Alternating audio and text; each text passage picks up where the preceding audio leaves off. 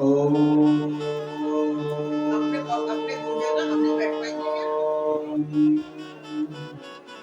ऐं ह्रीं क्लीं चामुण्डाय विच्चे स्वस्ति श्री गणेशाय नमः। श्री सरस्वत्यै नमः। श्री गुरुभ्यो नमः। वक्रतुण्ड महाकाय सूर्यकोटि समप्रभा निर्विघ्नं कुरु मे देवा सर्वकार्येषु सर्वदा।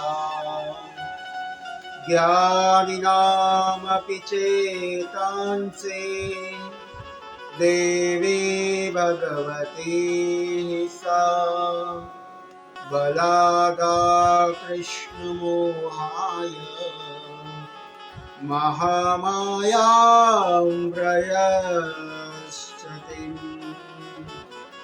या श्री स्वयं सुकृतिनां भवनेष्वलक्ष्मीं पापात्मनां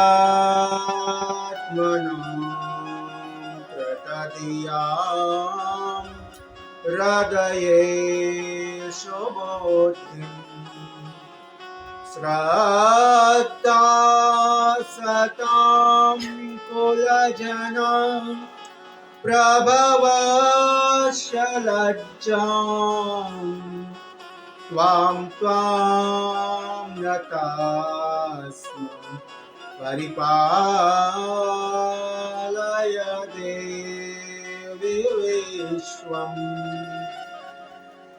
दुर्गे स्मृतां हर्षिभिः तिमशेषजन्तो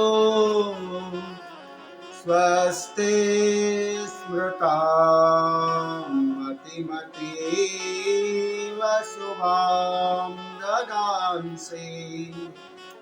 दारिद्र्यदुःख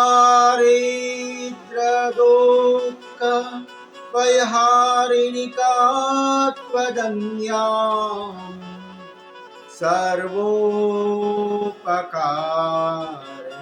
करणाय सदार्धचेताम्। माँ भगवती विश्वदुर्गा माता की, महालक्ष्मी माता की। ओम नमः पार्वती पतिये हर हर महादेव।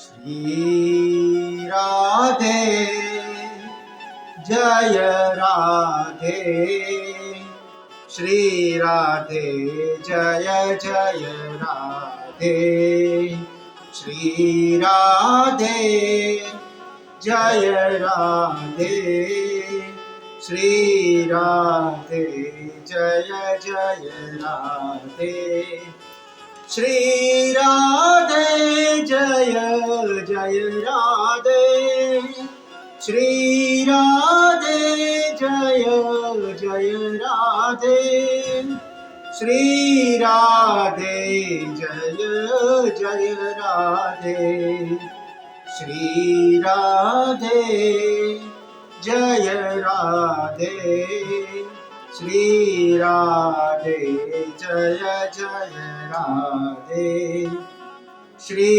राधे जय जय राधे, श्री राधे जय जय राधे, शैलपुत्री जगदम्बे शैलपुत्री जगदम्बे शैलपुत्री जगदम्बे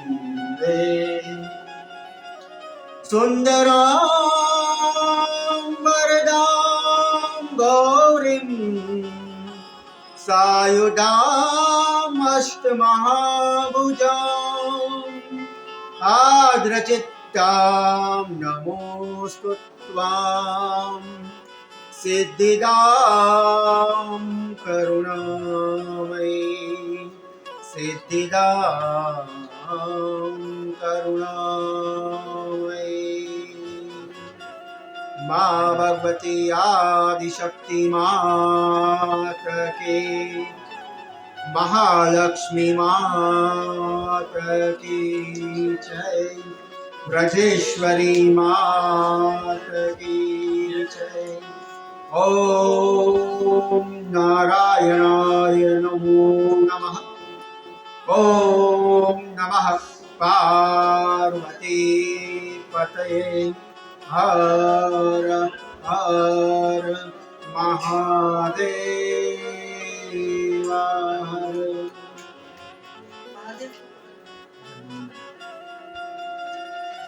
गंगा जल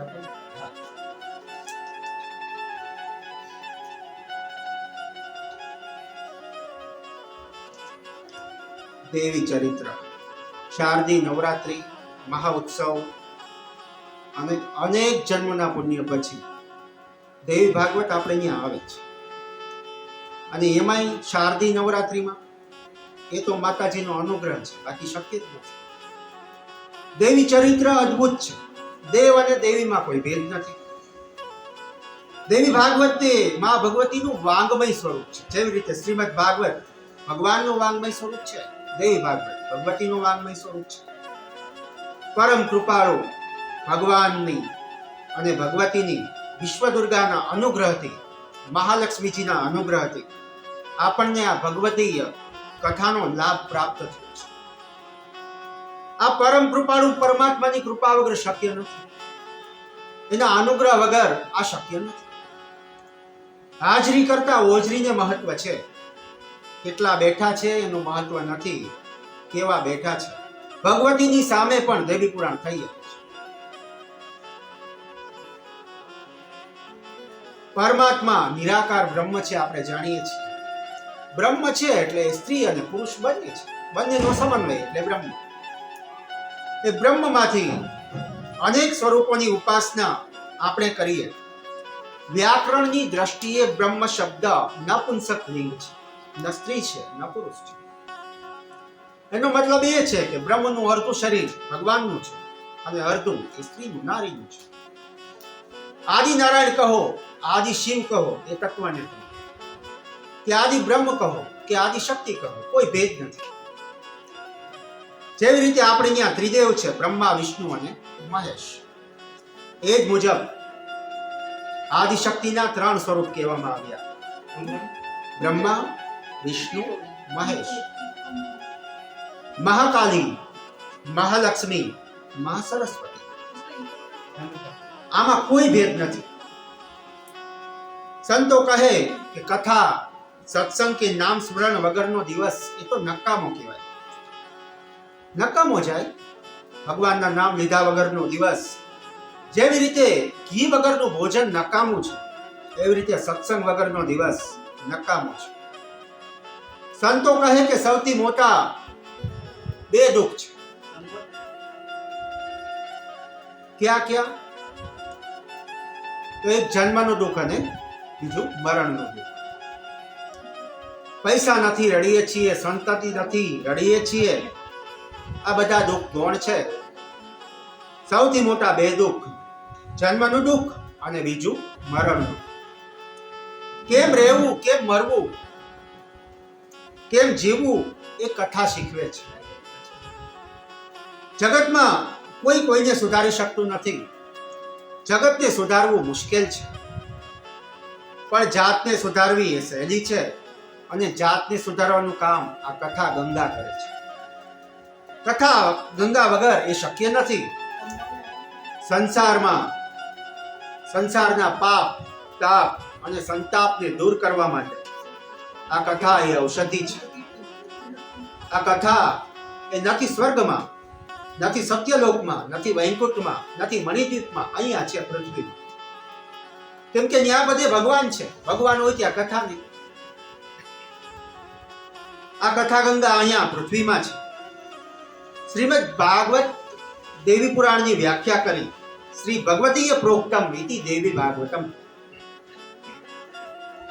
ભગવતીએ પોતે પ્રલય કાળમાં ભગવાન નારાયણને જે અર્ધ શ્લોકમાં આપ્યું એનું નામ દેવી ભાગવત.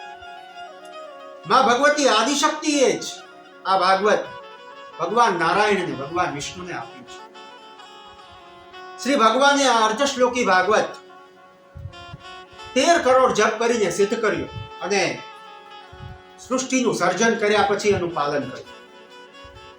તેથી તેમને માં ભગવતીના સૌમ્ય સ્વરૂપના દર્શન થયા. અષ્ટભુજા વાળી માં ભગવતી આદિશક્તિ પરાશક્તિ ભગવાન નારાયણની સમક્ષ આવી છે. ભગવાન નારાયણે આ અર્ધશ્લોકી ભાગવત બ્રહ્માજીને આપ્યું. બ્રહ્માજીએ એના પુત્ર નારદજીને આપ્યું. નારદજીએ વ્યાસજીને આપ્યું અને વ્યાસજીએ આ અર્ધશ્લોકીમાંથી વિસ્તાર કરી. વ્યાસ વિસ્તાર કરે, વ્યાસ એનું નામ કે જે વિસ્તાર બતાવે. અર્ધ શ્લોકમાંથી પણ ચોથો ભાગ એવા અર્ધ શ્લોકમાંથી 18,000 શ્લોકમાં આ દેવી ભાગવત પુરાણની રચના કરી પોતાના શિષ્ય સુત પુરાણીને ભણાવ્યું. અર્ધ શ્લોકી દેવી ભાગવતમાંથી વિસ્તાર કર્યો. 18,000 શ્લોક બન્યા. 18,000 શ્લોક, 12 સ્કંદ. જેવી રીતે ભાગવત પુરાણમાં છે એવી જ રીતે આમાં પણ છે. બનાવી શ્રીમદ દેવી ભાગવત પુરાણ એવું નામ આપ્યું. ભગવતીને કેન્દ્રમાં રાખી. ઓલું ભાગવત છે એ ભગવાનને કેન્દ્રમાં રાખ્યા અને ભાગવતની રચના કરી. અને આમાં આદિશક્તિને કેન્દ્રમાં રાખી અને દેવી ભાગવતની રચના કરી. ભગવતીય પ્રોક્તમ ઇતિ દેવી ભાગવતમ. શ્રી દેવી ભાગવતના આદિ વક્તા માં ભગવતી આદિશક્તિ પરાશક્તિ પોતે છે. માં ભગવતી આદિશક્તિએ કહ્યું છે તેથી દેવી ભાગવત માતાજીના મુખમાંથી નીકળ્યું ભગવતીના. તેથી આ પુરાણને શ્રીમદ શબ્દ લાગે. આપણે જોયું કે આદિશક્તિએ આ અર્ધશ્લોકી દેવી ભાગવત ભગવાન વિષ્ણુને આપ્યું. તો જે ભગવાને કહ્યું હોય તેને શ્રીમદ લાગે. ભગવતઃ પ્રોક્તમ ઇતિ ભાગવત. તેથી શ્રીમદ શબ્દ લાગ્યો. શ્રીમદ દેવી ભાગવત પુરાણ કહેવાય. આપણી પાસે ભગવાને પોતે કહ્યા હોય એવું આ પહેલું પુરાણ છે. શ્રીમદ ભાગવત પુરાણ એ પહેલું કહેવાય. અને આ ભગવાને પોતે બ્રહ્માજીને આપ્યું હતું તેથી શ્રીમદ ભાગવત પુરાણ કહેવાય છે. ભગવાને સ્વમુખે ભગવત ગીતા કહી તેથી શ્રીમદ ભગવત ગીતા કહેવાય. શ્રીમદ દેવી ભાગવત પુરાણ એ ભગવતીનું આદિશક્તિનું વાંગમય સ્વરૂપ છે. તેથી એને જોતા જોતા, વાંચતા વાંચતા, દર્શન કરતા કરતા આનો પાઠ, આનું શ્રવણ કરવું જોઈએ. વાંગમય પૂજા છે. હું જે કરું છું, હું જે કરું એ વાંગમય પૂજા છે. તેથી વક્તા અને જોતા જોતા, દર્શન કરતા કરતા જ્યારે માં બોલતી હોય ને એવું લાગે કે પોતે પોતાના વિશે જવાબ જણાવે છે કે હું આ છું. આ માં ભગવતી આદિશક્તિના શબ્દોથી થતી પૂજા છે. માં ભગવતી આદિશક્તિ મુખ્ય 3 સ્વરૂપોમાં જગતમાં દેખાય છે. આપણે જાણીએ છીએ મહાકાલી, મહાલક્ષ્મી, મહાસરસ્વતી. મહાકાલી ક્રિયાશક્તિ. ભાગવતજીમાં મહાકાલી શબ્દ નથી, ક્રિયાશક્તિ છે. મહાલક્ષ્મી દ્રવ્ય શક્તિ, જ્ઞાન શક્તિ, મહાસરસ્વતી. આમ શક્તિના આપણે ત્યાં મુખ્ય 3 સ્વરૂપ છે. તેથી એની સાધના આપણે નવરાત્રિના 9 દિવસ સુધી કરી. એમાં 3 દિવસ પહેલા પહેલો નોરતું, બીજું નોરતું, ત્રીજું નોરતું એ મહાકાલી, એની સાધના, એની પૂજા થઈ. બીજા 3 દિવસ એ દ્રવ્ય શક્તિ એટલે મહાલક્ષ્મીની સાધના કરવી અને ત્રીજા 3 દિવસ જ્ઞાન શક્તિ એટલે મહાસરસ્વતીની સાધના કરવી જોઈએ. આમ અંતિમ 3 દિવસ મુખ્ય એક જ શક્તિ છે. 3 શક્તિ, એની મુખ્ય શક્તિઓ, મુખ્ય એક જ શક્તિ, આદિશક્તિ. એ આદિશક્તિ જગદંબાના મુખ્ય 3 સ્વરૂપો એટલે મહાકાલી, મહાલક્ષ્મી અને મહાસરસ્વતી. અને આ 3 સ્વરૂપો છે મુખ્ય માતાજીની શક્તિઓ છે. અને એના જુદા જુદા 9 સ્વરૂપો જગતમાં વ્યાપ્ત છે. એ 9 સ્વરૂપ એટલે એના 9 દુર્ગા કહેવાય. દુર્ગાજીના અલગ અલગ પોઝમાં પડાવેલા ફોટા. માર્કંડેય પુરાણમાં બ્રહ્માજી કહે છે, બ્રહ્મોવાચ પ્રથમં શૈલપુત્રીમ ચ દ્વિતીયં બ્રહ્મચારિણીમ તૃતીયં ચંડઘંટેતિ કુષ્માંડેતિ ચતુર્થકમ પંચમં સ્કંદમાતેતિ ષષ્ઠં કાત્યાયનીતિ ચ સપ્તમ કાલરાત્રીતિ મહાગૌરીમ તથાષ્ટકમ નવમ સિદ્ધિદાત્રીમ ચ નવદુર્ગામ પ્રકીર્તિતા. 9 દિવસ 9 શક્તિઓ, 9 સ્વરૂપ માના. શક્તિ એક જ છે, શૈલપુત્રી. શૈલપુત્રીના 9 સ્વરૂપ એટલે 9 દુર્ગા. પ્રથમ દિવસે શૈલપુત્રી, બીજા દિવસે બીજી શક્તિ બ્રહ્મચારિણી, ત્રીજા દિવસે ચંદ્રઘંટા, ચોથા દિવસે કુષ્માંડા, પાંચમા દિવસે સ્કંદમાતા, છઠ્ઠા દિવસે કાત્યાયની, સાતમા દિવસે કાલરાત્રી, આઠમા દિવસે મહાગૌરી, નવમા દિવસે સિદ્ધિદાત્રી. આવી રીતે 9 દુર્ગા એ ભગવતીનું એક જ સ્વરૂપમાંથી અલગ અલગ પડાવેલા ફોટા છે. 9 સ્વરૂપ છે ભગવતીના.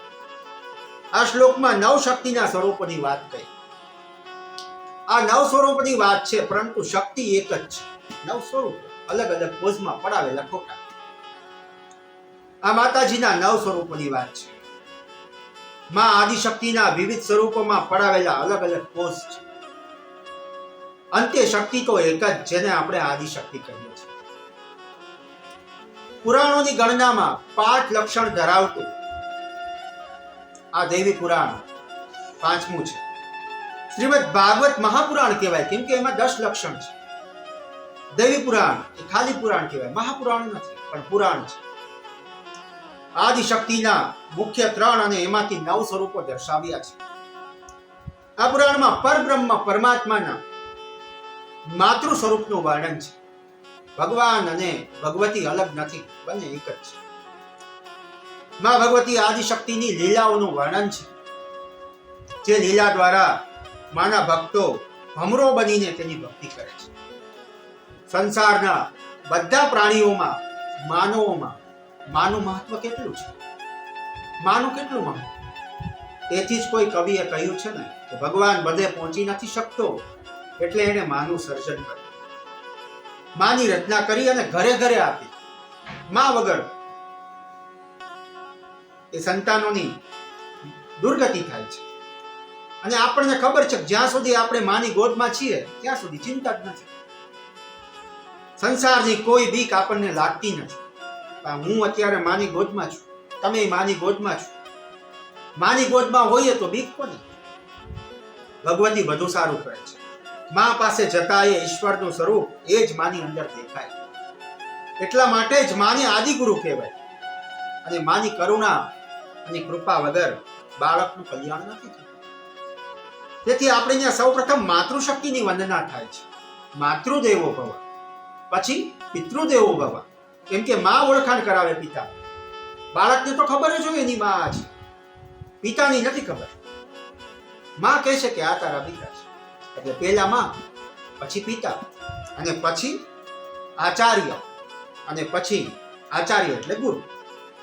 સૌ પ્રથમ માને વંદન, પછી પિતાને જન્મ થતા વંદન કરવામાં આવે. અને ગુરુની સ્થાન તો ત્રીજું છે. અને ગુરુ પછી ભગવાનની વંદના થાય છે. હવે ડાયરેક્ટ ભગવાન સુધી જઈએ, માતા પિતાનો તિરસ્કાર કરીએ છીએ, તો એ ભગવાન સુધી જઈ શકતા નથી. તીર્થયાત્રાનું ફળ નથી મળતું માતા પિતાનો તિરસ્કાર કરીને તીર્થમાં જઈએ.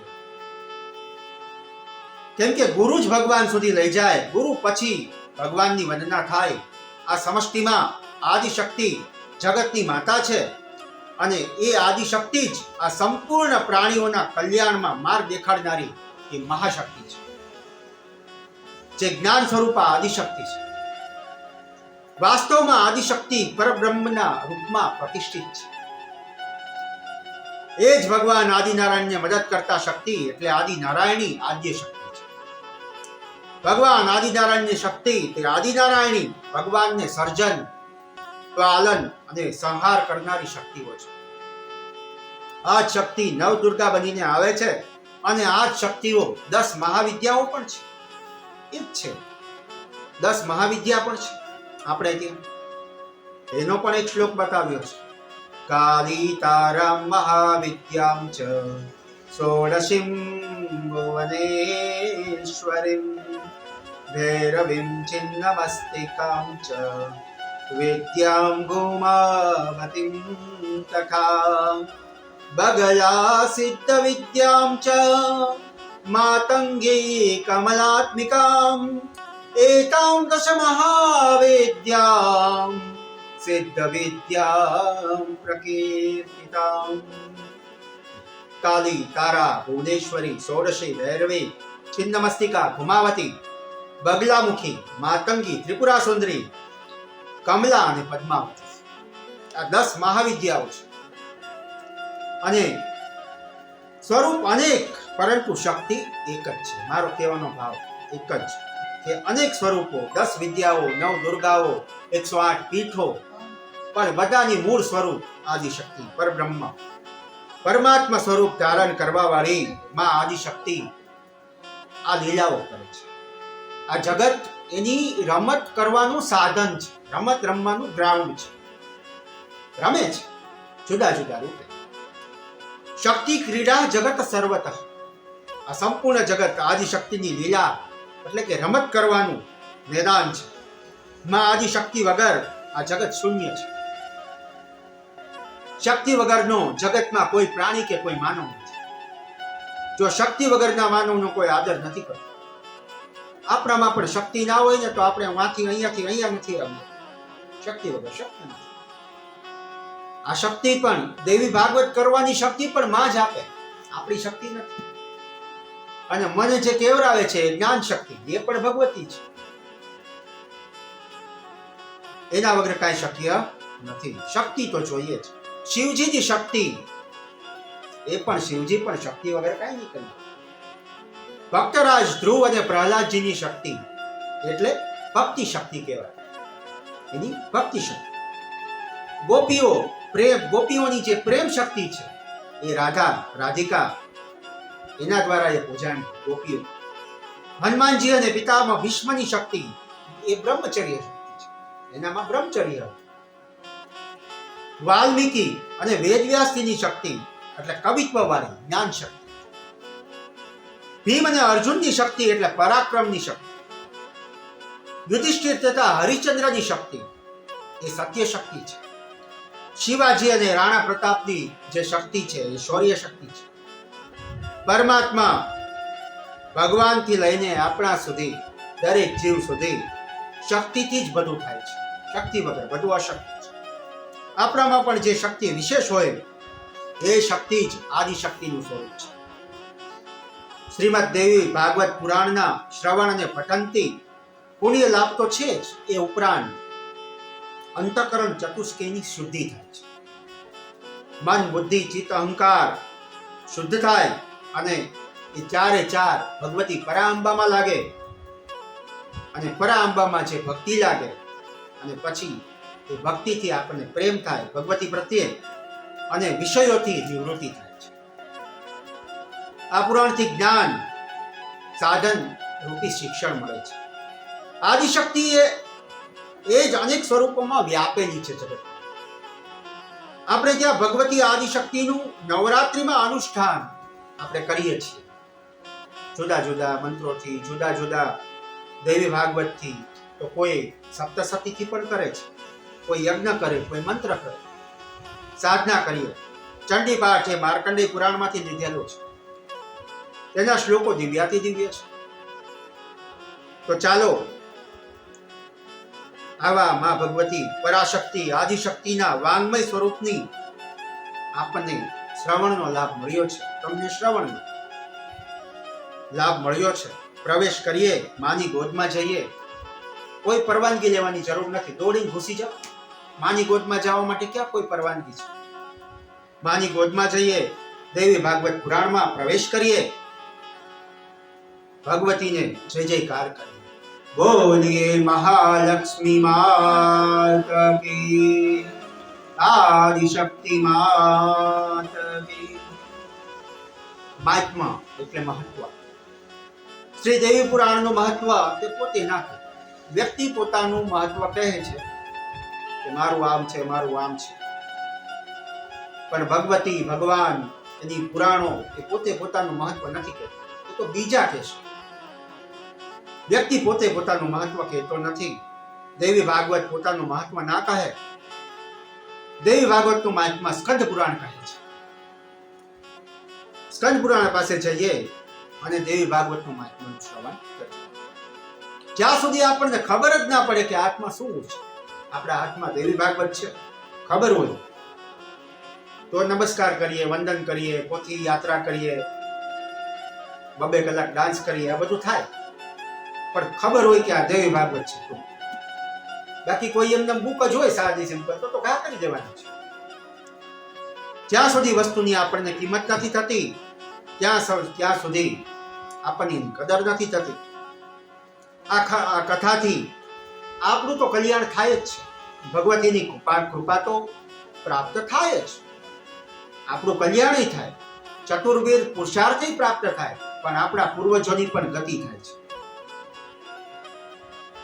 આ કથાથી આપણી પણ અહીંયા બેઠા બેઠા મુક્તિ થાય છે. વાહે કોઈ ક્રિયા કરવાની જરૂર નથી. આજના યુવા ભાઈ બહેનો માટે આ કથા છે. શાળા કોલેજોમાં મળે છે એ જીવિકાનું શિક્ષણ છે, અને અહીંયા જે મળે એ જીવન કેમ જીવવું એનું શિક્ષણ છે. આ સમયમાં પૈસો જ પરમેશ્વર છે. લોકો પૈસા માટે એકાબીજાનું ગળું કાપવા તૈયાર થાય છે. બહુ બનાવટ કરે પૈસા માટે લોકો. આ પૈસો મિલકત સાથે નહીં આવે, પણ કથા રૂપી જ્ઞાન જે તમારામાં આવ્યું હશે ને તો એ સાથે આવશે. ખાલી નહીતર તો ખાલી ભોગમાં, સ્ત્રીમાં, રૂપિયામાં આપણું જીવન વેડફાય છે. કમાણીમાં, આવકમાં આખો સમય એમાં જ જાય. ભૌતિક સુખ મેળવવામાં જીવન બગાડીએ છીએ. તેથી જ ભગવાને ગીતાજીમાં કહ્યું છે કે આપણે જ આપણા શત્રુ છીએ. હવા, પાણી અને હવામાનની કોઈ કિંમત નથી, કારણ કે એનું બિલ નથી આવતું. બાકી જો બિલ આવતું હોત તો ખબર પડે કે ઓછું વપરાય, વધારે વપરાય. જ્યાં સુધી વ્યક્તિ, વસ્તુ અને સમયનું મહત્વ નથી સમજાતું ત્યાં સુધી એની કિંમત સમજાતી નથી. કોઈ છોકરાને કોઈ પથ્થર મળે, દોડતો દોડતો રમતો હોય, ચમકતો પથ્થર મળે છે, છોકરો રમતો રહે.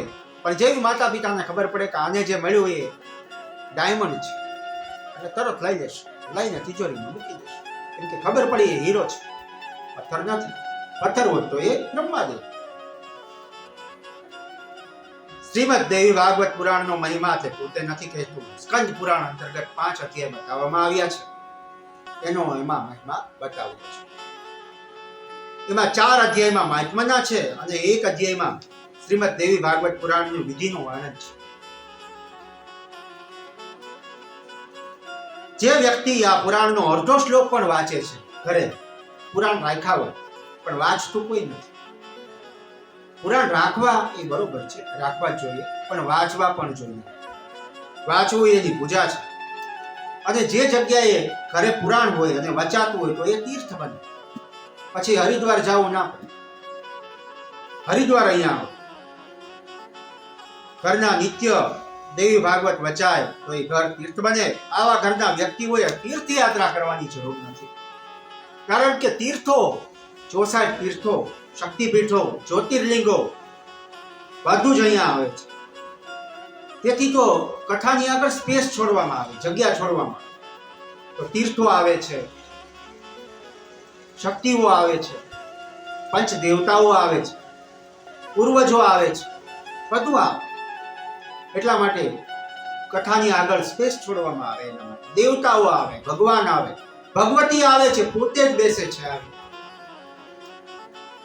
અમૃતથી એક વ્યક્તિનું કલ્યાણ થાય, પરંતુ આ કથા અમૃતથી સૌનું કલ્યાણ થાય. જે ઘરમાં દેવી પુરાણનો પાઠ થાય, કથા થાય, ત્યાં દરિદ્રતા કોઈ દિવસ આવતી નથી, મહારોગ નથી આવતો.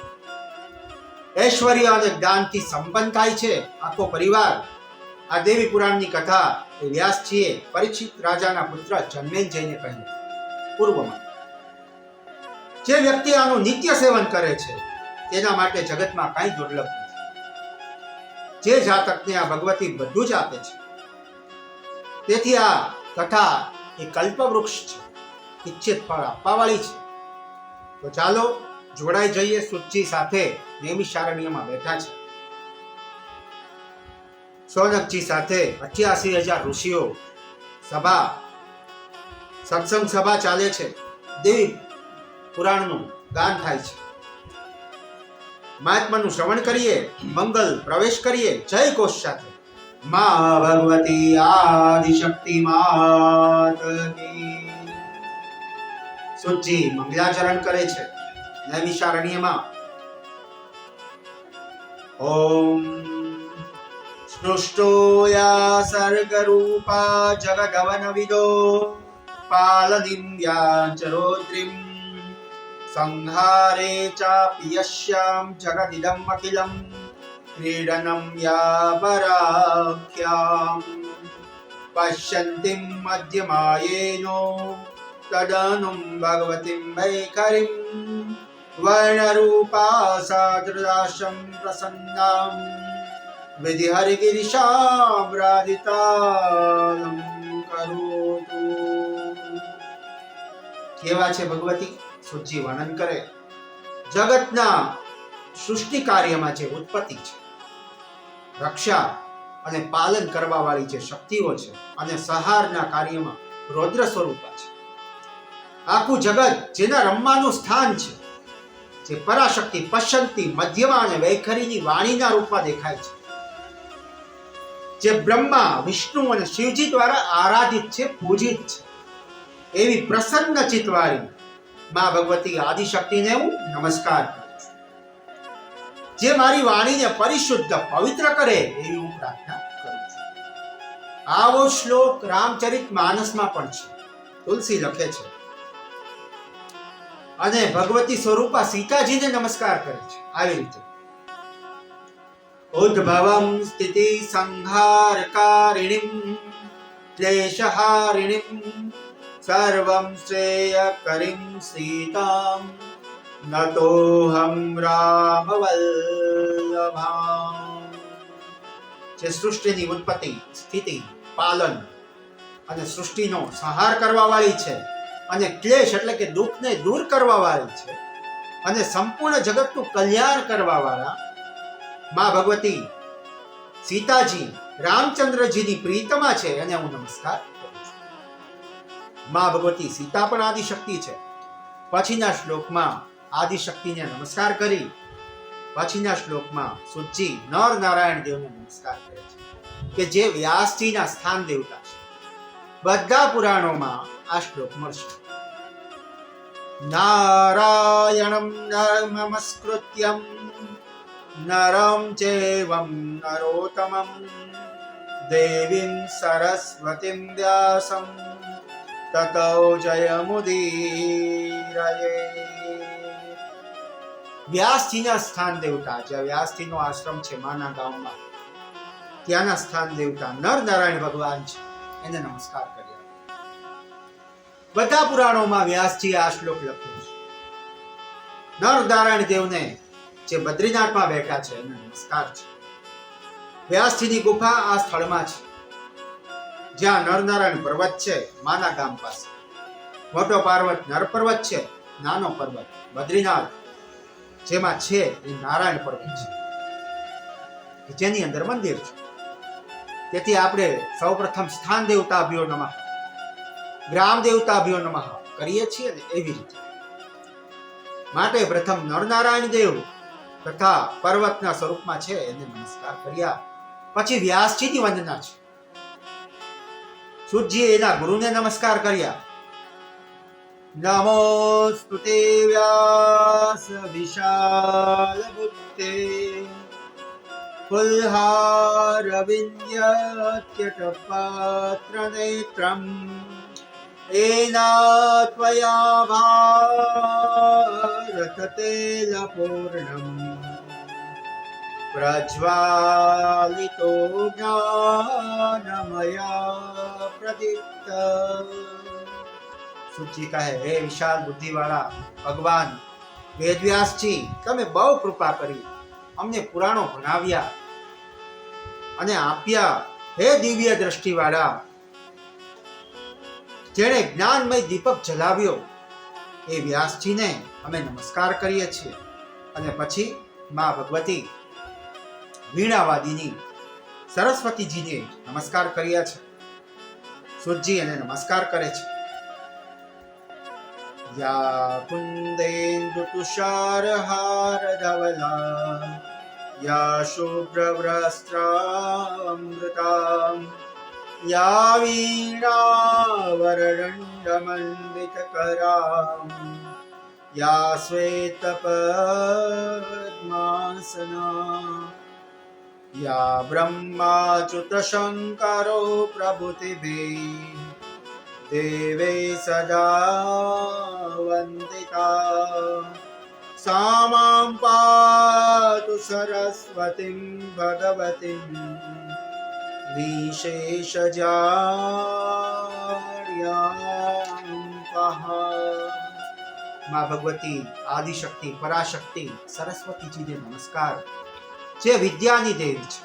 કેવા છે કે કુંડના ફળ જેટલું સફેદ હોય અને ચંદ્રમાં ધારણ કરેલો છે કુંદના ફળ જેવો શ્વેત વર્ણ મોતીની માળા ધારણ કરેલી છે, સ્ફટિક માળા, જેના હાથમાં વીણા અને પુસ્તક છે, દંડ છે, ચતુર્ભુજ છે, જે શ્વેત કમળના આસન પર સ્થિત છે. એવી ભગવતી આદિશક્તિ પરાશક્તિ સરસ્વતીજીને નમસ્કાર કરું છું.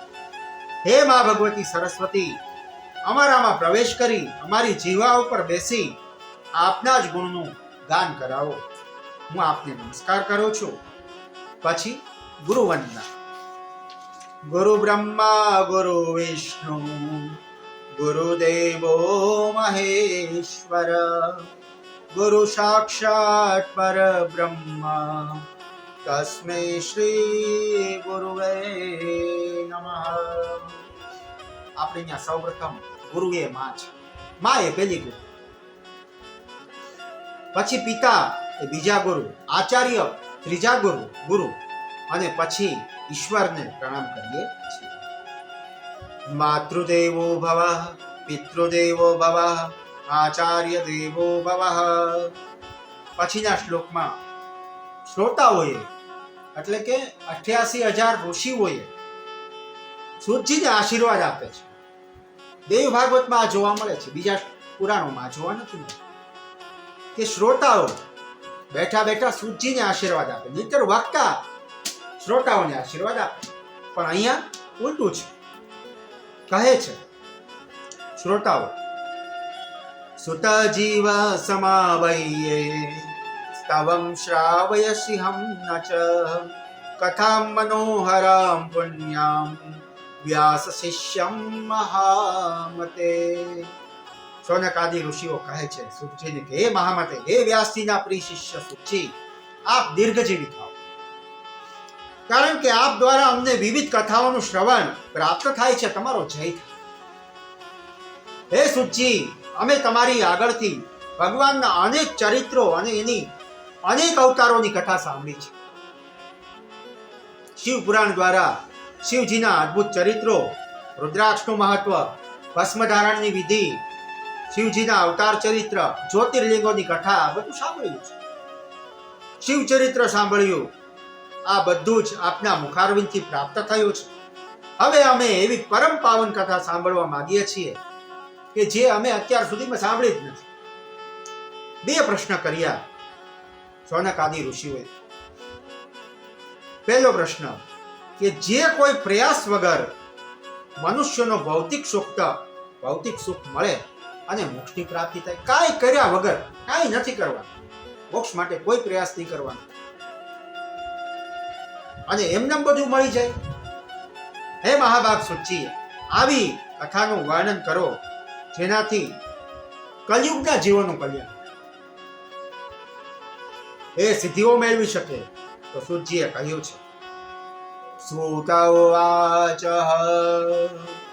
સાધુષ્ટમ મહાભાગ લોકોનામ હિતકામ્યયા સર્વશાસ્ત્રમ યતસારમ તદો વક્ષામ ચ શેષત. સુતજી કહે છે કે હે મહાભાગ ઋષિ, તમે લોકોએ જગતનું કલ્યાણ કઈ રીતે થાય, લોક કલ્યાણ માટે આ ઉત્તમ પ્રશ્ન કર્યો છે. તેથી હું તમને બધા શાસ્ત્રોનો, પુરાણોનો અને વેદોનો સાર કરું છું. તમે એનું શ્રવણ કરો. આજે હું તમને એવા પુરાણની કથા કહું છું કે તે કથા એનું શ્રવણથી, પઠન કરવાથી સમસ્ત તીર્થ, વ્રત, નિયમ બધું જ ત્યાં શરીર ધારણ કરીને આવે છે. મનુષ્યોના પાપરૂપી અરણ્યને બાળવા માટે આ કથા દેવી ભાગવત પુરાણ એ અગ્નિ સમાન છે. જ્યાં દેવી ભાગવત પુરાણ આવે છે ત્યાં આપણા પાપો હજારો યોજન સુધી ફેંકાઈને અથવા તો અગ્નિમાં શમન થાય છે. બધા પાપ બળે. ઋષિ ઉવાચ સૂત સૂતમ મહાભાગમ વદન્નો વદતાંબરમ કીદૃશમ તત્પુરાણમ હિ વિધિશશ્ચ વર્ણશ્ચક્ર. સોનકજી 7 પ્રશ્નો કર્યા. વાત સાંભળી, દેવી ભાગવત સાંભળ્યું કે કઈક છે એમ, તો એ વિશે 7 પ્રશ્નો કર્યા. સોનકજી પૂછે છે કે હે મહાભાગ સુતજી, તમે અત્યારે જે હમણાં જેની વાત કરી એ શ્રીમદ દેવી ભાગવત પુરાણ શું છે એ કહો. તેની વિધિ શું છે એ કહો. તે કેટલા દિવસનું અનુષ્ઠાન કરી શકાય એ વાત કરો. તેનું પૂજન વિધાન કહો. તે પુરાણ કોનું છે એ કહો. પ્રાચીન સમયમાં આનું શ્રવણ કોણે પહેલા કરેલું એ કહો. તેની રચના કોણે કરી એ વાત પણ કહો. 7 પ્રશ્નો કર્યા. કહે સુતજી, અમને આ ભગવતી આદિશક્તિના દેવી ભાગવત પુરાણનું શ્રવણ કરાવો. હે સુતજી, ભગવતી આદિશક્તિના ચરિત્રોનું શ્રવણ કરાવો. હે સુતજી, જેના દ્વારા અમને ભગવતી પરાશક્તિમાં પ્રેમ એટલે કે ભક્તિ થાય, સિદ્ધિ પ્રાપ્ત થાય, રિદ્ધિ પ્રાપ્ત થાય, માની અનન્ય કૃપા પ્રાપ્ત થાય અને અમે ધન્ય બનીએ તેવું આ દેવી ભાગવત પુરાણ એનું વિસ્તારથી વર્ણન કરો. આમ 1-2 શ્લોકમાં વાત ન કરો, આખી વાત કરો. હે સુતજી, આ માં ભગવતી આદિશક્તિનું શ્રવણ કરાવો. એની વાંગમય સ્વરૂપની શક્તિનું શ્રવણ કરાવો. આમ શૌનક આદિ ઋષિઓની દેવી ભાગવત પ્રત્યેની જિજ્ઞાસા જોઈને, દેવી શક્તિનો પ્રેમ જોઈને સુતજીએ પ્રસન્ન થયા છે અને શ્રીમદ દેવી ભાગવત પુરાણ કહેવા તૈયાર છે. સુતજી કહે છે કે હે મહામુનિઓ, તમે ધન્ય છો, તમે પુણ્યશાળી આત્માઓ છો. હું જાણું છું કે તમે આ પ્રશ્નો લોક કલ્યાણ માટે કર્યા છે, બાકી તમને ખબર જ છે. આપ માં ભગવતી આદિશક્તિની લીલાઓનું દર્શન કરવા માંગો છો, શ્રવણ કરવા માંગો છો, તો હવે માં ભગવતી આદિશક્તિને હૃદયમાં ધારણ કરો અને ભક્તિને ભાવમાં વધારો કરી આપ શ્રવણ કરો. હું તમને દેવી ભાગવત પુરાણની કથા કહું છું, તેનું શ્રવણ કરો. શ્રીમદ દેવી ભાગવત પુરાણમાં માં ભગવતી પરાશક્તિના આદિશક્તિની લીલાઓનું વર્ણન કરવામાં આવ્યું છે. ભગવાન વેદ વ્યાસજીએ 18 પુરાણોની રચના કરી. શ્રીમદ દેવી ભાગવત પુરાણ છે આ 18માં ગણાય છે. સૌપ્રથમ આ કથાના રચનાર વ્યાસજીના જન્મની કથા બતાવવામાં આવી.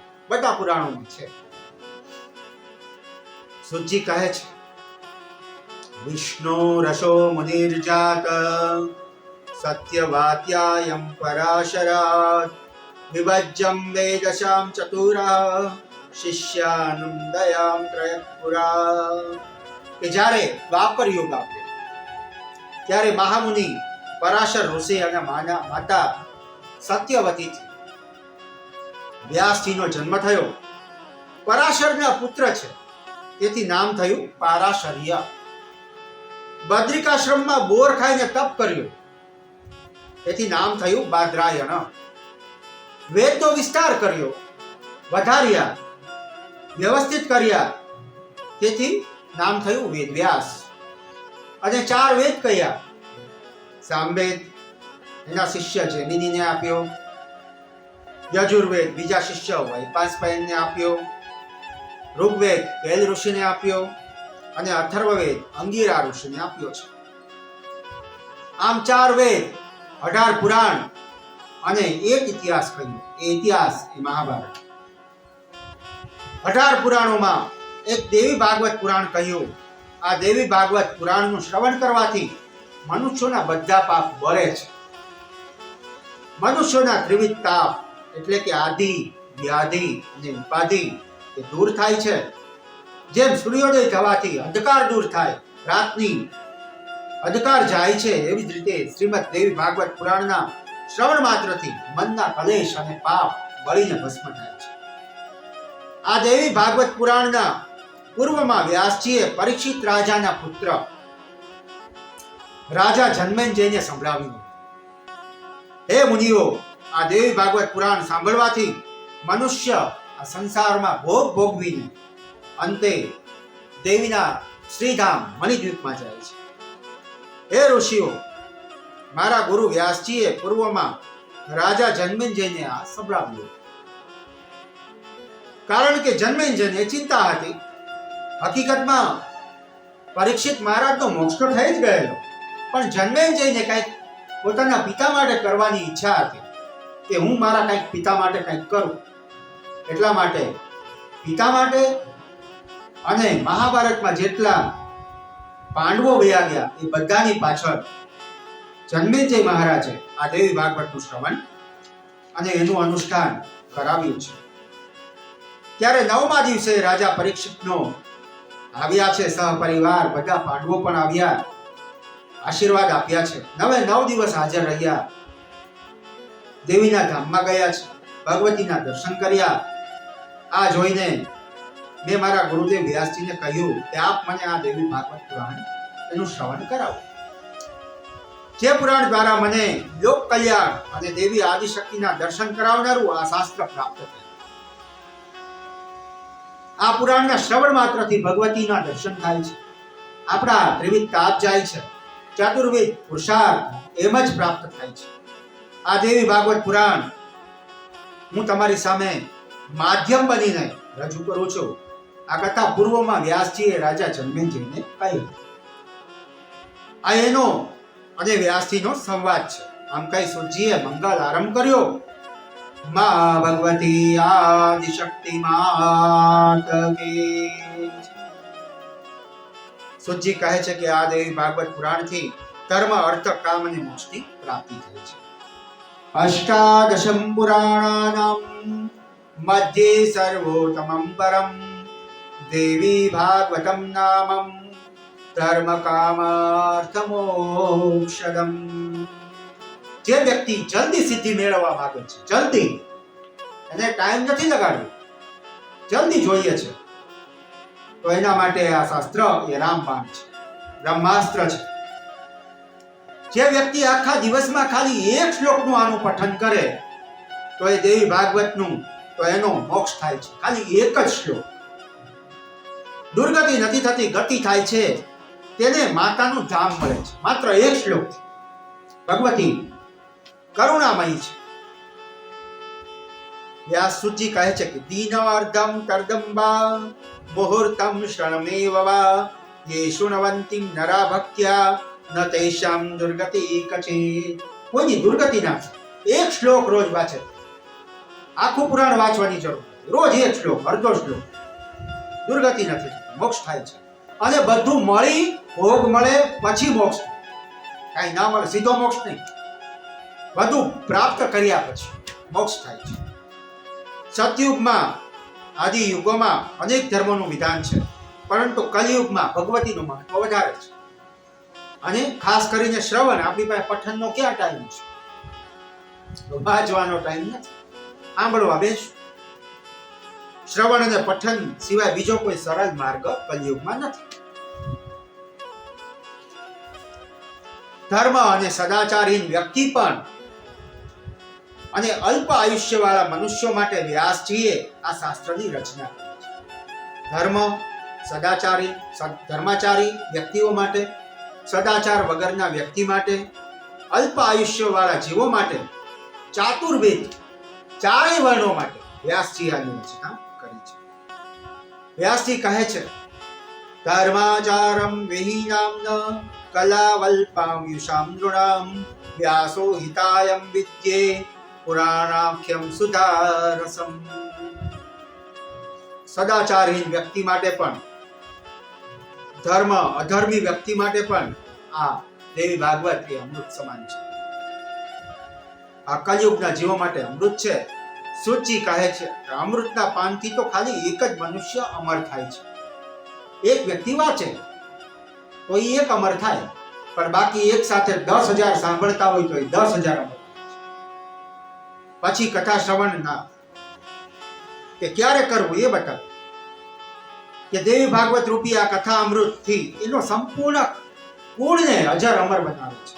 અને એના આખા કુળમાં કોઈ દિવસ દરિદ્રતા આવતી નથી, બધું પ્રાપ્ત થાય. ભગવતીની કૃપા, ત્રણેય શક્તિઓની કૃપા, મહાકાલી, મહાલક્ષ્મી, મહાસરસ્વતી, આદિશક્તિ, પરાશક્તિ, ભગવતીની કૃપા એ ઘરમાં આવે છે. પછી કહ્યું કે ક્યારે કરવું જોઈએ એ બતાવ્યું. એનો પણ એક શ્લોક છે, કિમાસાનામ નિયમો માત્રમ દિનાનામ નિયમો વિના સદા સેવ્યમ દેવી ભાગવતમ નરઃ. કે એમાં કોઈ પણ મહિનો, કોઈ પણ દિવસ, કોઈ પણ ઓલામાં આ ભાગવત પુરાણનું શ્રવણ પઠન કરી શકાય છે. ગમે તે મહિનામાં, ગમે ત્યારે અને ગમે તે માસમાં, ગમે તે સમયે. અને જેટલો સમય આપણી પાસે હોય એ પ્રમાણે 9 દિવસનું ઈચ્છા હોય તો 9 દિવસ, 1 મહિનાની ઈચ્છા હોય તો માસ પારાયણ પણ શક્ય છે. અને 1 વર્ષ સુધી ચલાવવું હોય તો રોજ એક શ્લોક કરો, 1 વર્ષ ચાલે છે. પણ છતાંય સૂર્ય આગળ કહે છે કે વધારે મહત્વ જોઈતું, વધારે ફળ જોઈએ છે. આમાં ફળ તો મળે જ છે 100%, પણ 125% જોઈએ છે સવાયું ફળ. તો આશ્વિને ચમ મધુમાસેવા તપો માસેમ સુચો તથા ચતુર્યુમ નવર રાત્રેષુ વિશેષ ફલદાયકમ. નવરાત્રી દરમિયાનનું ફળ સવાયું થાય છે. નવરાત્રીમાં આદિશક્તિના આરાધનાના દિવસો છે, એમાં સવાયું પુણ્ય પ્રાપ્ત થાય છે. 4 નવરાત્રી છે આપણે. અશ્વિન માસ એટલે કે આ શારદી નવરાત્રી, જેમાં આપણે અત્યારે અનુષ્ઠાન કરીએ છીએ. પછી બીજી નવરાત્રી મહાનવરાત્રી છે, પછી ચૈત્ર માસની નવરાત્રી છે, અને અષાઢની નવરાત્રી. એમ 4 નવરાત્રી. 4 માંથી કોઈ પણ 4ય નવરાત્રી બધા દેવી દેવતાઓની છે, કોઈ એક વ્યક્તિની નથી. પણ ભગવતીની નવરાત્રી એ તો સિદ્ધ છે. તો આ 4 નવરાત્રીમાં વિશેષ ફળદાયી છે. આ દેવી ભાગવત પુરાણથી બધું જ પુણ્ય આપણને પ્રાપ્ત થાય છે. પછી કહ્યું કે આ પુરાણના શ્રવણ માત્રથી પાપી હોય, મૂર્ખ હોય, દ્રોહી હોય, વેદની નિંદા કરવા વાળો હોય, હિંસા કરવા વાળો હોય, નાસ્તિક વ્યક્તિ પણ કેમ નથી, તો એને પણ ગતિ થાય છે એ બતાવે. અને ભૌતિક સુખ મેળવી એ ભગવતી આદિશક્તિના શ્રીધામ મણિદ્વીપમાં જાય છે. ગમે તેવો પાપી વ્યક્તિને આ દેવી પુરાણથી ગતિ થાય છે. આમ લખ્યું છે કે ગમે તેવો પાપી હોય, બીજાની સ્ત્રીમાં આસક્ત હોય એવાને પણ આનાથી ગતિ થાય. ધર્મનો દ્રોહી હોય, ધર્મનો વિરોધી હોય તો એને પણ આનાથી ગતિ થાય છે. એને એના પાપો બળે છે. ગૌ હત્યા કરવા વાળો મોટો પાપી કહેવાય. તો એ ગૌ હત્યા જેણે કરી છે, તો એના શ્રવણથી, એના પઠનથી, દેવી ભાગવતના આવવાથી એની ગૌ હત્યાનું નિવારણ થાય છે, બ્રહ્મ હત્યાનું નિવારણ થાય છે. આ દેવી ભાગવત પુરાણથી એના પાપો નાશ થાય છે અને અંત સમયમાં તે ભગવતી આદિશક્તિ પરાશક્તિના શ્રીધામમાં જાય છે. આ પુરાણનું ફળ અમોઘ છે, જે ફળ 64 તીર્થયાત્રા જે કઠિન છે કરવી એક પણ નથી થતી. યમ નિયમ વ્રત ઉપાસનાથી જે પ્રાપ્ત થાય, 64 તીર્થથી જે પ્રાપ્ત થાય જે પુણ્ય, તે માત્ર દેવી ભાગવત પુરાણના ઘરે આવવાથી અને એને શ્રવણ માત્રથી પ્રાપ્ત થાય છે.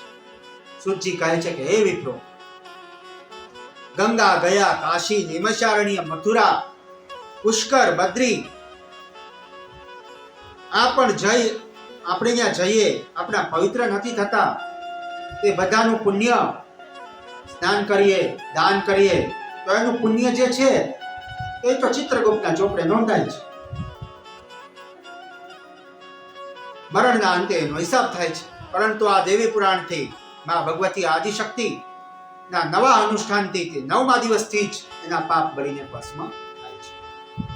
પુણ્યનો ઉદય થાય છે, ભૌતિક સુખ મેળવે છે અને અંતે એ જીવ ભગવતી આદિશક્તિના ધામમાં જાય છે. તથા ન ગંગા ન ગયા ન કાશી ન નૈમિષેનો મથુરા ન પુષ્કરમ પુનાતિ સદ્યો બદ્રીવનમ નો યતાહિ દેવી મખૈષ વિપ્રા. ખાલી દેવી ભાગવતના અનુષ્ઠાનથી, એના શ્રવણ માત્રથી 64 તીર્થમાં જે પુણ્ય મળે એ અહીંયા ઘેરે બેઠા બેઠા મળે. કેમ કે તીર્થ અહીંયા આવે છે. સુતજી કહે છે કે હે ઋષિઓ, આ દેવી પુરાણનું બધા તીર્થો કરતા પણ વિશેષ મહત્વ છે. એક ગુપ્ત વાત બતાવી સુતજી, અહીંયા ગુપ્ત છે છતાંય હું અહીંયા સ્પીકરમાં કહું છું કે જ્યારે આસો માસથી અષ્ટમી, આમાં જ આવશે આઠમ, દુર્ગાષ્ટમી, જ્યારે એ દિવસે, અષ્ટમીના દિવસે સૂર્ય કન્યા રાશિમાં સ્થિત હોય છે. લગભગ જો કન્યા રાશિમાં સ્થિત હોય દુર્ગાષ્ટમીના દિવસે, તો એ દિવસે આનું શ્રવણ કરવાથી, એ દિવસે મહાઅષ્ટમીના દિવસે આનું શ્રવણ કરવાથી ભગવતીની 18 હાથ આપણી ઉપર આવે છે. કેમ કે એ દિવસે ભગવતી સોનાના સિંહાસન ઉપર હોય છે. એક જ દિવસ એવો છે વર્ષમાં કે ભગવતી સોનાના સિંહાસન ઉપર બિરાજે છે. માં ભગવતી આદિશક્તિને પ્રિય એવા આ શ્રીમદ દેવી ભાગવતનું પૂજન કરવું એ દિવસે. આપણે તો 9 દિવસ કરવાના છીએ, આઠમની ક્યાં વાત છે, પણ એ દિવસે પૂજન કરવું, થોડુંક વાંચન કરવું, શ્રવણ કરવું અને પછી એ દેવી ભાગવત કોઈ વિદ્વાન હોય કે કોઈ વાંચેવો હોય એવા બ્રાહ્મણને આનું દાન કરવું. આઠમના દિવસે ભગવતીને બહુ ગમે છે દેવી ભાગવતનું દાન. અષ્ટમીના દિવસે થોડુંક શ્રવણ કરી, થોડુંક વાંચન કરી, પછી યોગ્ય વ્યક્તિને ગમે એને રાખી મૂકવાનો હોય નહીં દેવાનું. મા ભગવતી પૂજન કરી બ્રાહ્મણને દાન કરવાથી તે મનુષ્યના આદિશક્તિના પરમ પદને પ્રાપ્ત કરે છે. જ્યારે મહામારી ઉત્પન્ન થાય, એવા ઉપદ્રવને, ભયને તથા બીજી કુદરતી આફતોથી મા ભગવતી આદિશક્તિ આપણું રક્ષણ કરે છે. ઉલ્કાપાતમાં, ભૂકંપમાં, મહામારીમાં, અનાવૃષ્ટિમાં ભગવતી આપણું રક્ષણ કરે છે. આ દેવી પુરાણથી ગ્રહ યુતિ, પનોતી, સાડા સાતીની અસર નથી થતી. સાડા સાતી પણ ના લાગે. આ દેવી પુરાણથી ભોગ, મોક્ષ અને ભૌતિક સુખની પ્રાપ્તિ થાય છે. આ દેવી પુરાણ કહેનારા અને સાંભળનારા બંનેને સમાન ફળ આપનારું છે. ભૌતિક સુખ આપનારું, ભોગ આપનારું છે અને અંતે માં આદિશક્તિનું ધામ એને પ્રાપ્ત થાય છે. એ બતાવો. આગળ સૂચિ કહે છે, અપુત્રો લભતે પુત્રમ દરિદ્રો ધનવાન ભવેત રોગી રોગાંત પ્રમુશ્ચેત શ્રુત્વા ભાગવતામૃતમ. આ દેવી પુરાણના શ્રવણ માત્રથી કોઈને પુત્ર નથી તો એને પુત્ર પ્રાપ્ત થાય છે. કોઈ દરિદ્ર છે તો એ ધનવાન થાય છે, રોગી છે એ નિરોગી બને છે. સ્ત્રીને કોઈ પુત્ર મરી ગયો હોય, બીજા પુત્રનો જેને યોગ નથી થતો, એવી સ્ત્રીને પણ ભગવતી બીજા પુત્રની પ્રાપ્તિ કરાવે છે અને દીર્ઘ આયુષી પુત્ર એને પ્રદાન કરે છે. જે વ્યક્તિ અષ્ટમી, નવમી અને ચતુર્દશીના દિવસે આ પુરાણની શરૂઆત કરે છે, એકમના દિવસે જેની શરૂઆત કરે છે, તેનો સદા વિજય થાય છે. જે ઘરમાં શ્રીમદ દેવી ભાગવત પુરાણનું નિત્ય પૂજન થાય છે, એ ભગવતીનું શ્રીધામ બની જાય છે, મણિદ્વીપ બને. પૂજા એટલે કુમકુમ, અક્ષર આ નહીં, એ કર્યા પછી વાચક એ પૂજા એ કરે તો એનું એ ઘર એ ભગવતીનું મણિદ્વીપ બને. કારણ કે ભગવતી પોતે રોજ આવી જ બેસે જ છે દેવી ભાગવત, એટલે એ મણિદ્વીપ બને. પૂજિતમ યજગૃહે નિત્યમ શ્રીમદ ભાગવતમ પુસ્તકમ તદગૃહમ તીર્થમ ભૂતમ હિ વસ્તાયમ પાપનાશકમ. જે ઘરમાં દેવી પુરાણની પૂજા થાય તે ઘરના લોકો માંથી પાપ બળીને ભસ્મ થાય છે. અહીંયા પૂજા એટલે વાંગમય પૂજાની ચર્ચા છે. ત્યાં બધું કર્યા પછી વાંગમય પૂજા કરવી, એટલે એનો નિત્ય એક અધ્યાય 318 છે. રોજ 1001 વાંચો એટલે 1 વર્ષ ચાલે. 318 અધ્યાય. કમસે કમ એક શ્લોકનું પઠન એ પણ ભગવતીની વાંગમય પૂજા છે. આ દેવી પુરાણના શ્રવણ અને પઠનથી સર્વ જાતિઓનું કલ્યાણ થાય છે. બ્રાહ્મણ વાંચે તો વેદોમાં શિખરે પહોંચે, જ્ઞાની બને.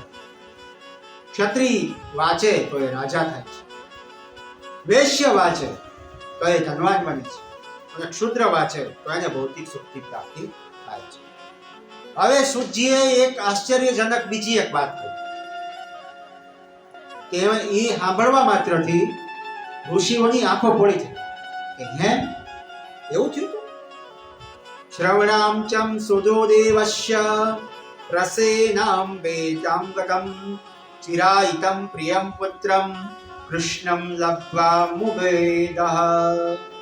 સુજીની આ વાત કરી સોનક આદિ ઋષિઓ સામે, તો ઋષિઓ 88,000 ઋષિઓની આંખો પોળી થઈ ગઈ, આશ્ચર્ય થઈ કે શું વાત કરો છો. આપણે નથી ઘણીવાર આશ્ચર્યચકિત થતા કે શું વાત કરો છો, શું થયું હશે, કહો.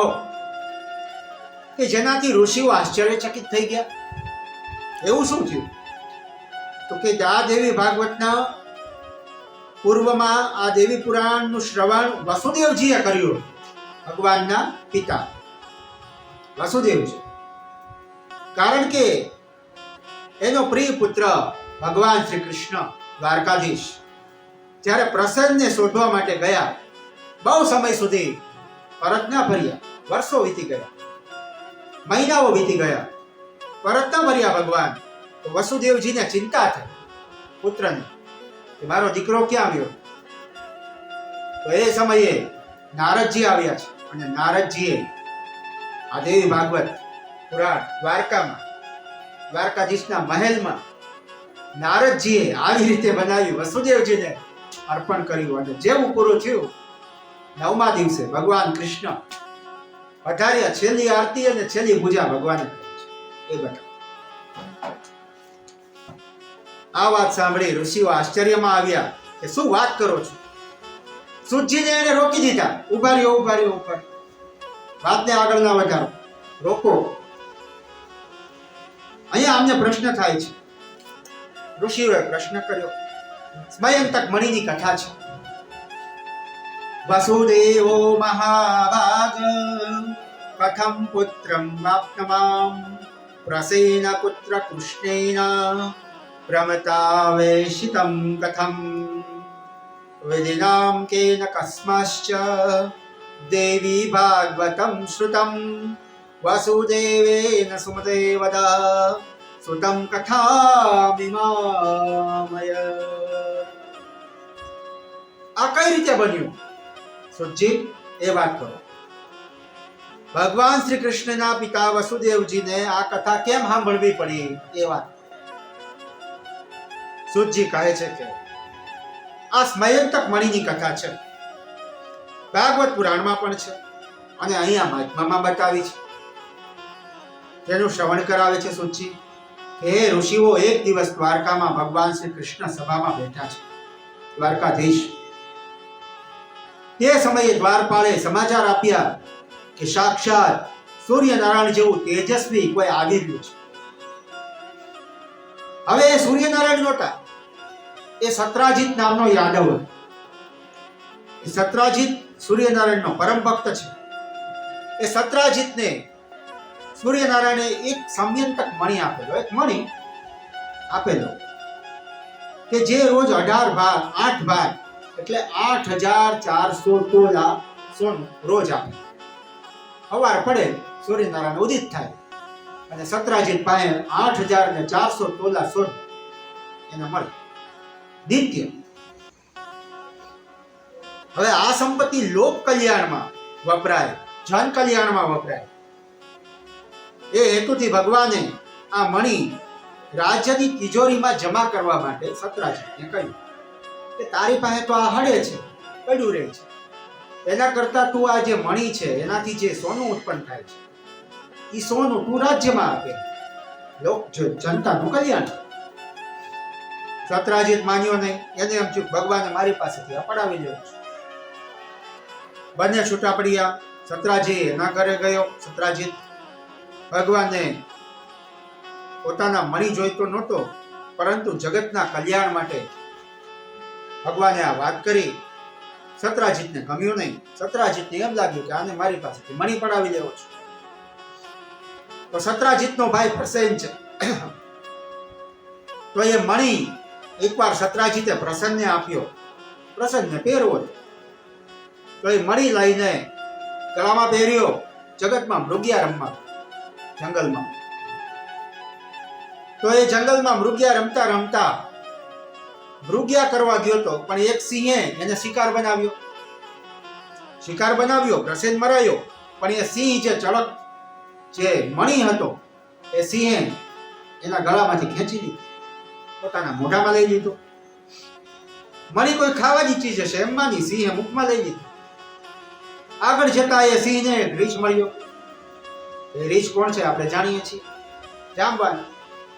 અહીંયા છે. જામવાનને એમ થયું કે આ મણિ સિંહને શું કરવું હશે, તો રીછે સિંહને મારીને ભગાડ્યો, મણિ લઈ લીધો. આ રીછ કોઈ સામાન્ય રીછ નથી, જામવાન છે. આ બાજુ દ્વારકામાં પ્રસેન પાછો ન આવ્યો. 10 દિવસ થયા. મૃગિયા રમવા ગયો તો મણિ ન મળ્યો અને પ્રસેન પણ ન મળ્યો. આ બાજુ દ્વારકામાં પ્રસેન ન આવતા સત્રાજીત યાદવે ભગવાન દ્વારકાધીશ પર ચોરીનું ખોટું આળ લગાડ્યું. ભગવાન ઉપર આળ લાગેલું, ખોટું આળ લગાડ્યું કે શ્રી કૃષ્ણે મણિ માંગ્યો તો દ્વારકાધીશે, મેં ના આપ્યો, તો એને મારા ભાઈને જંગલમાં પતાવી દીધો અને મણિ લઈ લીધો. ખોટું ચોરીનું આળ ભગવાન ઉપર આવ્યું. ભગવાનને પણ જગતે છોડ્યું નથી, તો આપણને ના છોડે એમાં નવાઈ શું છે? આ દુનિયા તો બે રંગી છે. એક હાથમાં ગુલાલ રાખે છે અને બીજી મુઠ્ઠીમાં કાદવ. જરૂર પડે ત્યારે ગુલાલ ઉડાડશે અને આપણા ઉપર આંગળી ચીંધવી હશે ત્યારે કાદવ પણ ઉછાળશે. આળ આવ્યું ભગવાન ઉપર. હવે જો મૌન રહે તો સ્વીકાર કર્યો કહેવાય. તો ભગવાને પોતે આવ્યા છે સત્રાજીત પાસે, થોડા યાદવો સાથે ગયા સત્રાજીત પાસે, વાત કરી. પૂછ્યું, સત્રાજીત, પ્રસેન તારી પાસેથી ક્યારે ગયો, ક્યાં ગયો છે એ વાત. તો સત્રાજીતે વાત કરી કે પ્રસેન જંગલમાં મૃગિયા રમવા ગયો છે. ભગવાને સત્રાજીતના કહેલા માર્ગ ઉપર ગયા છે, થોડા યાદવો સાથે છે. જંગલમાં આગળ ગયા.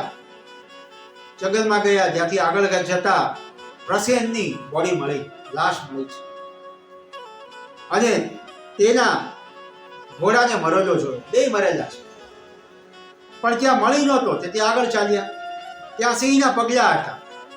તો સિંહના પગલાની નિશાની આગળ જતા સિંહ મરેલો જોયો,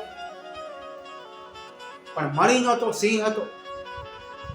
તો એ પગલા બીજા આગળ વધ્યા, તો રીછના પગલા હતા. તો રીછના પગલાએ આગળ જતા એ પગલે ગુફામાં જતા હતા. એ ગુફા એ જાંબુવાનની ગુફા છે. ક્યાં આવી છે? અત્યારે છે પોરબંદર પાસે, રાણાવાવ પાસે આ ગુફા છે અત્યારે પણ. એટલે ભગવાન દ્વારકાધીશ દ્વારકામાંથી નીકળ્યા, ત્યાંથી 100 કિલોમીટર દૂર છે પોરબંદર. એ જંગલ હતું બધું પહેલા, અને 100 કિલોમીટર દૂર આ રાણાવાવ છે, ત્યાં જાંબુવાનની ગુફા આવે છે. ભગવાને એ યાદવોને બહાર રાખી પોતે ગુફામાં ગયા તો ત્યાં જાંબુવાનની પુત્રી જાંબુવતીના જમણા હાથમાં એ મણી હતું. જોયો, જાંબુવતી મણીથી રમતી હતી. મણી જોઈને ભગવાનને નિરાશ.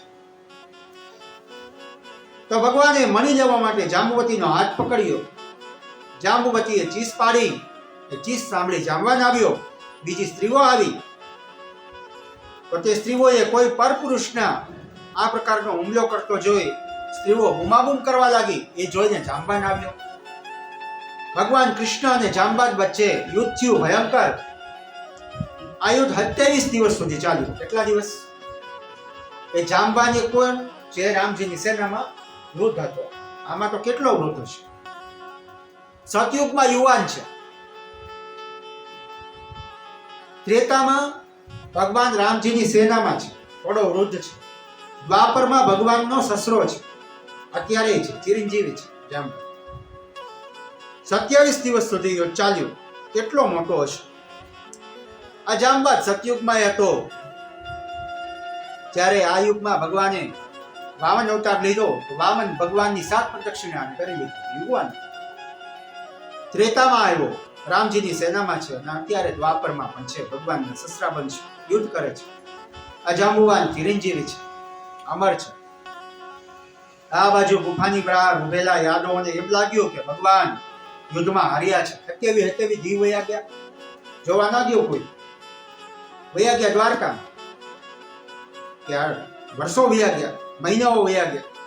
વસુદેવજીને બધી વાત કરી કે ભગવાન 27 દિવસના યુદ્ધ પછી બહાર નથી આવ્યા. એવું લાગે છે કે હવે ભગવાન સ્વધામ વયા ગયા છે. તો કથા એવી છે કે ભગવાન શ્રી કૃષ્ણ પરત ન ફરતા આખો યાદવ પરિવાર દુઃખમાં આવી ગયો. બધાય દુઃખી થઈ ગયા. તે જ સમયે ત્યાં દેવર્ષિ નારદ આવ્યા અને એની પૂજા વસુદેવજીએ કરી. પછી દેવર્ષિ નારદે વસુદેવજીને શોકાતુર જોઈને પ્રશ્ન કર્યો કે હે વસુદેવજી, તમે કેમ દુઃખી છો? તમે બધા કેમ દુઃખી છો પરિવાર જોઈને? તો વસુદેવજીએ બધી વાત કરી છે. સમયંતક મણીવાળી નારદજીને કહી. નારદજીએ કહ્યું, હે અદુશ્રેષ્ઠ, તમે શોક ના કરો. અને ભગવાન શ્રી કૃષ્ણને પુનઃ પ્રાપ્ત કરવા માટે તમે માં ભગવતી આદિશક્તિ પરાશક્તિ જેણે તમારી પુત્રી બનીને જન્મ લીધો હતો એ ભગવતી, તમારી અહીંયા ભગવાને આવ્યા છે ને ભગવતી આવી છે, તો એ ભગવતી પરાશક્તિ અંબાનું આરાધના કરો. તેના શ્રીમદ દેવી ભાગવતનું અનુષ્ઠાન કરો. તેનાથી તમારું દુઃખ દૂર થશે અને તમારો પુત્ર ભગવાન દ્વારકાધીશ તમને પ્રાપ્ત થશે. તો વસુદેવજીએ કહ્યું કે હે દેવર્ષિ, હવે અત્યારે હું કોને ગોતવા જાઉં? મારે કઈ વ્યવસ્થા કરવી નથી, મારો પરિવાર અહીંયા જ છે. એક નાની એવી વ્યાસપીઠ બનાવી આપણે અહીંયા જ ચાલુ કર્યું અનુષ્ઠાન. દેવર્ષિ નારદે શ્રીમદ દેવી ભાગવત પુરાણનું શ્રવણ વસુદેવજીને સાથે આખા દ્વારકાના પરિવારને, દ્વારકાજનોને બધાને કરાવ્યું. દેવર્ષિ કથા શ્રવણ કરાવતા હતા વસુદેવજી. તો વસુદેવજીને તે આઠમની રાત્રિમાં જે ભગવતી આદિશક્તિનું ચરિત્ર યાદ આવ્યું. આઠમના દિવસે તો 2 ઘટના બની છે. આપણે એક જ ઘટના યાદ રાખીએ છીએ, જન્માષ્ટમી. પણ ભગવતી પરાશક્તિ પણ એ જ સમયમાં આવી છે. એનું નામ શું છે? યશોદા નંદિની. યશોદાની દીકરી યશોદા નંદિની. તો જન્મોત્સવ જ્યારે ઉજવીએ છીએ ભગવાનનો, ત્યારે યશોદા નંદિનીને પણ ઉત્સવ ઉજવવો જોઈએ. બંને ભાઈ બહેન આવ્યા છે. દેવર્ષિ કથા શ્રવણ કરાવતા હતા વસુદેવજીને. વસુદેવજીને એ ક્ષણ યાદ આવી. રાતનો સમય, આઠમની રાત્રિમાં જે ભગવતી પરાશક્તિનું ચરિત્ર યાદ આવ્યું કે જ્યારે કહે છે દેવર્ષિ કે દેવર્ષિ જ્યારે મારા 6 પુત્રોનો કંસે મારી નાખ્યા હતા તે સમયે મેં મહામુનિ ગર્ગાચાર્યને કહ્યું હતું મને કે મને દીર્ઘજીવી પુત્ર પ્રાપ્ત થાય એવી કૃપા કરો. ત્યારે મહામુનિ ગર્ગે દંપતીને ભગવતી આદિશક્તિની ઉપાસના કરવાનું કહ્યું અને એ ઉપાસનાના ફળ સ્વરૂપે અમારે ત્યાં આદિશક્તિએ વરદાન આપતા કહ્યું હતું કે હે વસુદેવ, આપની ત્યાં 2 પુત્ર થશે અને સ્વયં ભગવાન નારાયણ આપની ત્યાં પુત્ર બનીને આવશે, 2 સ્વરૂપમાં આવશે અને 8મા ગર્ભ રૂપે હું આવીશ. આ વરદાન અને યશોદાને ત્યાં 8મા ગર્ભ રૂપે આવીશ. તે માં ભગવતી આદિશક્તિ જેણે આકાશમાં જઈ કંસને કહ્યું કે તને મારવા વાળો જન્મી ગયો છે હે મૂર્ખ. આ વાત મહામુનિ ગર્ગ વસુદેવ દેવકીને કહી હતી. વસુદેવ આમ કહી ભગવતી યોગમાયા આદિશક્તિ વિંધ્યાચલ નિવાસીની કહેવાય છે. એ જ ભગવતી, એ જ યશોદા નંદિની વિંધ્યાચલ નિવાસીની રૂપે વ્યાપ્ત છે. આવા ચંડી પાઠમાં પણ કહેવામાં આવી છે. દ્વારકામાં દેવી ભાગવત પુરાણની શરૂઆત થઈ તો નારદજીએ શ્રોતા વસુદેવ સહિત સૌને દેવી ભાગવતનો મહામંત્ર આપ્યો છે કે જેનું શ્રવણ દરમિયાન પાઠ અને મંત્ર બંને કરવું જોઈએ. મહામંત્ર આપ્યો છે નારદજીએ આપ્યો વસુદેવજીને કે હે વસુદેવજી, તમે શ્રવણ કરતા કરતા આનો જપ કરો. ઓમ એમ બ્રેમ ક્લેમ ચામુંડાય વિચ્ચે મહામંત્ર આપ્યો. કહ્યું કે હે શ્રોતાઓ, આ મહામંત્રનો જપ કરો. કથા ચાલુ થઈ દ્વારકામાં. સમિયાણો નખાણો આખી સભા 56 કોટી યાદવો 1,56,00,000 ભગવાન શ્રી કૃષ્ણનો પરિવાર દુખી બેઠો છે કે ભગવાન ક્યારે આવશે. રાહમાં છે બેઠા બધા. નારદજીએ કથા ચાલુ કરી. માઇકમાંથી લઈને 12 સ્કંદની સંપૂર્ણ કથા દેવર્ષિ નારદે વસુદેવજી સહિત દ્વારકાજનોને પરિવારજનોને સંભળાવી. અંતિમ દિવસે વસુદેવજીએ દેવર્ષિ નારદ સહિત ગ્રંથનું પૂજન કર્યું. પહેલા તો કર્યું, છેલ્લે પણ કર્યું. અને આ બાજુ ભગવાન શ્રી કૃષ્ણના મુષ્ટિ પ્રહારથી જાંબુવન થાકીને નીચે પડ્યો અને મુષ્ટિકા પ્રહારથી જાંબુવનને ખબર પડી ગઈ કે આ ભગવાન છે. મેં આપની મદદ રામા અવતારમાં કરી હતી. જાંબુવાન કહે છે, હે પ્રભુ, મને રામજીના દર્શન કરાવો, મારા ઈષ્ટ રામ છે. જાંબુવાને બધી વાત કરી અને કહ્યું કે તમે મને ના ઓળખી શક્યા ભગવાન, અને હું પણ આપને ઓળખી ના શક્યો, તેથી આપ મને ક્ષમા કરો. આપ આપના સેવકને ઓળખી ના શક્યા તો ભગવાને કહ્યું, હે જાંબવન, હું તો તને ઓળખી ગયો, પણ તારામાં થોડું અભિમાન આવી ગયું, હું એનો નાશ કરવા માંગુ. પછી જાંબુવને ભગવાનની ક્ષમા માંગી અને કહ્યું કે આપના શ્રી રામ અવતારના દર્શન કરાવો. તો ભગવાને રામજીનું સ્વરૂપ બતાવ્યું. જાંબુવાને દર્શન કરાવ્યા છે. તો જાંબુવાને ભગવાનની સ્તુતિ કરી છે. પછી ભગવાને જાંબુવાનને સમયંતક મણીની બધી વાત કરી કે મારા ઉપર આ મણી ચોરવાનું ખોટું આળ આવ્યું છે જાંબુવાન, આ મણી મને આપી દે. એટલે જાંબુવાને કહ્યું કે હે દ્વારકાધીશ, આ મણી તમને હું નહીં આપું. તો ભગવાને તો જાંબુવાને કહ્યું કે હે દ્વારકાધીશ, આ મણી તમને એમ જ નહીં મળે. તો ભગવાન કહે કઈ રીતે આપીશ? તો જાંબવાન કહે, મણી મેં મારી પુત્રી જાંબુવતીને રમવા માટે આપ્યો. તમે મણી લેવા જતા હતા, મારી પુત્રીનો હાથ પકડ્યો, તેથી આપે એનું પાણી ગ્રહણ કર્યું. તેથી આપ આ મણીને લઈ જાઓ, પરંતુ મારી પુત્રીને પણ લઈ જાઓ.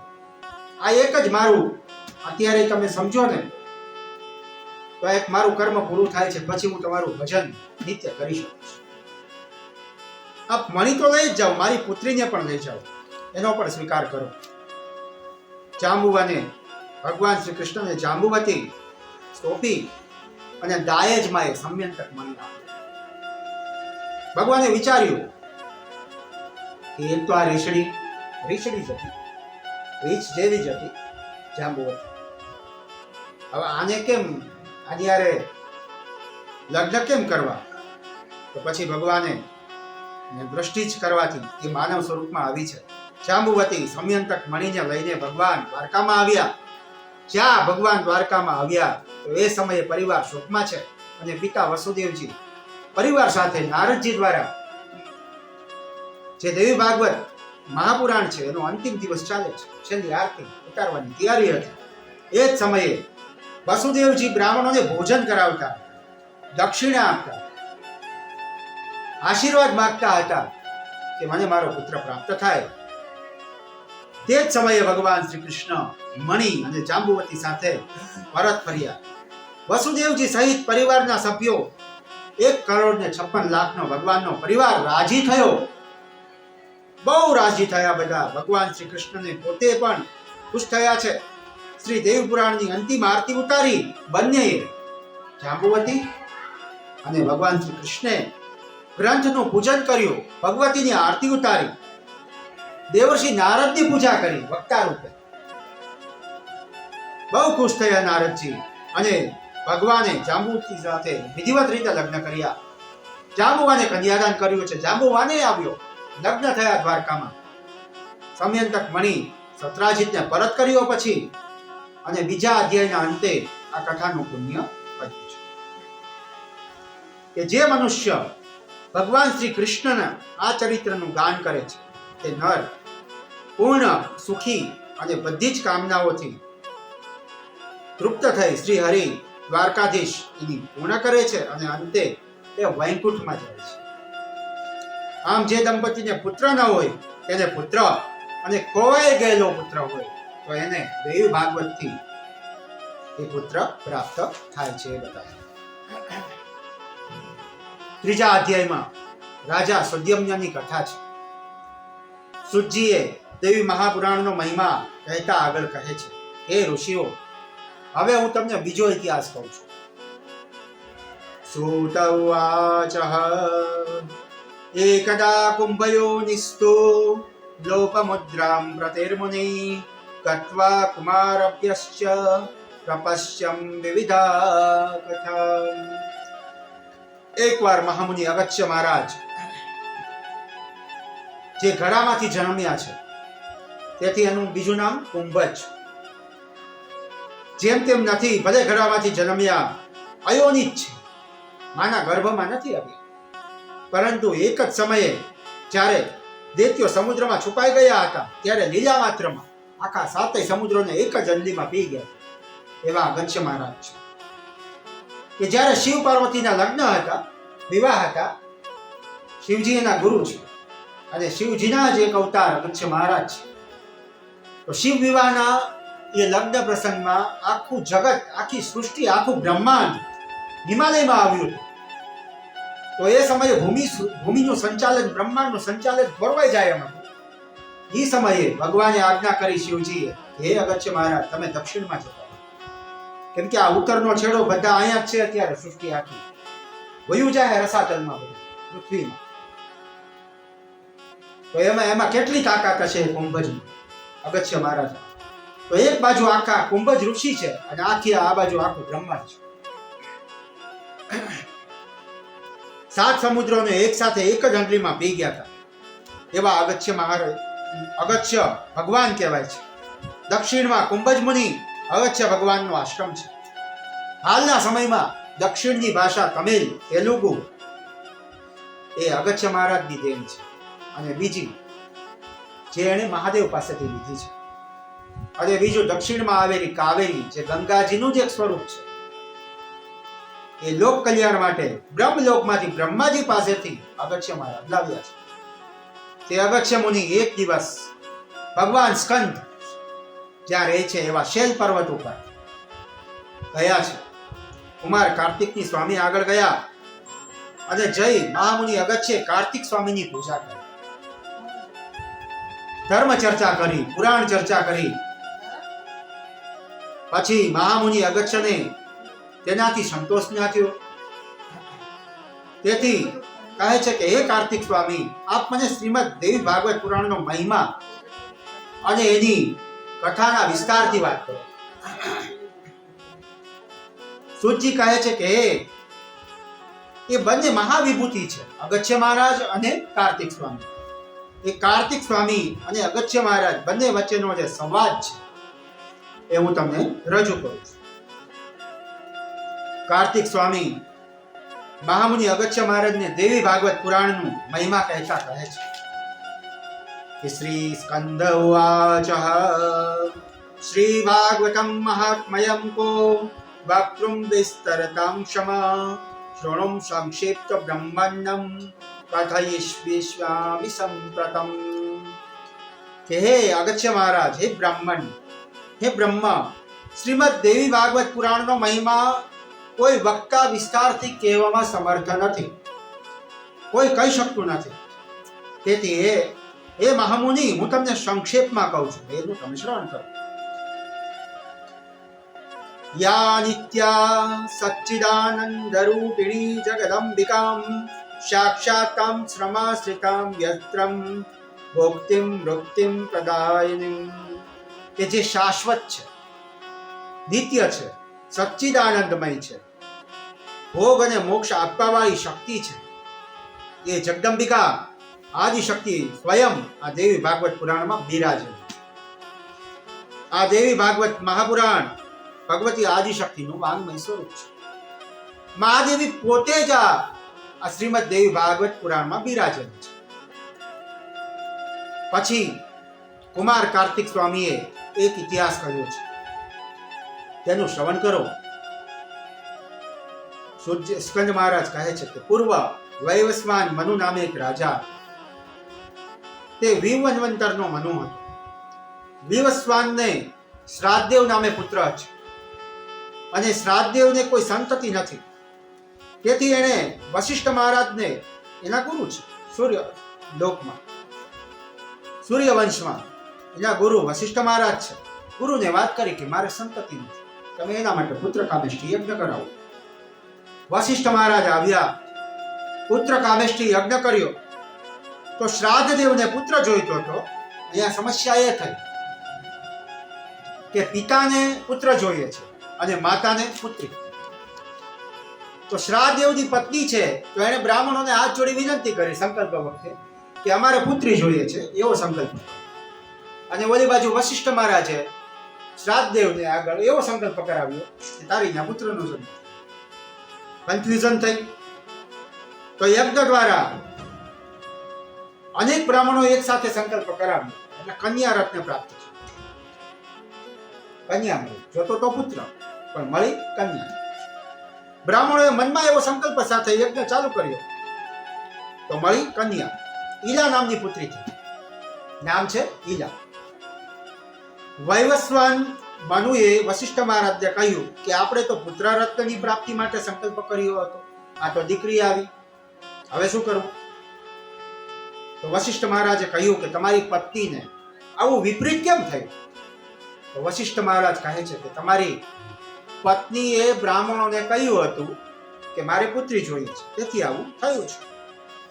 તો વૈવસ્વાનના પુત્ર જોઈતો હોવાથી વશિષ્ઠ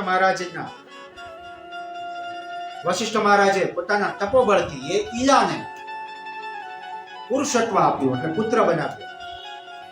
પોતાના તપોબળથી પુત્ર બનાવી દીધો. એનું નામ એ ઈલામાંથી સુદ્યુમ્ન થયો છે. એ સુદ્યુમ્ન યુવાન થયો. પોતાના અશ્વ ઉપર આરોપ થઈને સૈનિકોને સાથે લઈ શિકાર કરવા ગયો છે. જંગલમાં ગયો. હવે આ જંગલ એવું જંગલ છે કે જ્યાં શિવ પાર્વતીના વિહારનું સ્થળ છે, ફરવાનું સ્થળ. આ એક એવું જંગલ કે જે એ જંગલમાં જતા જ કોઈ પુરુષ થાય તો સ્ત્રી થઈ જાય. આ એવું જંગલ છે, શિવ પાર્વતીના વિહારનું સ્થળ છે. સૂર્યમને આ વાતની ખબર નથી. ગયો જંગલમાં. ઘોડા હતા એ બધા ઘોડી થઈ ગયા, સૈનિકો હતા એ સ્ત્રી થઈ ગયા. સૂર્યમ્ન પહેલા સ્ત્રી હતો, વશિષ્ઠ મહારાજે તપોબળથી પુરુષ બનાવ્યો, અને પછી પુરુષ થયેલો, યુવાન થયેલો એ સૂર્યમ્ન જંગલમાં ગયો એટલે પાછો નારી થઈ ગયો. ફરીથી જેટલા જીવો, જેટલા મનુષ્યો હતા, નર હતા, એ બધી સ્ત્રીઓ થઈ ગઈ.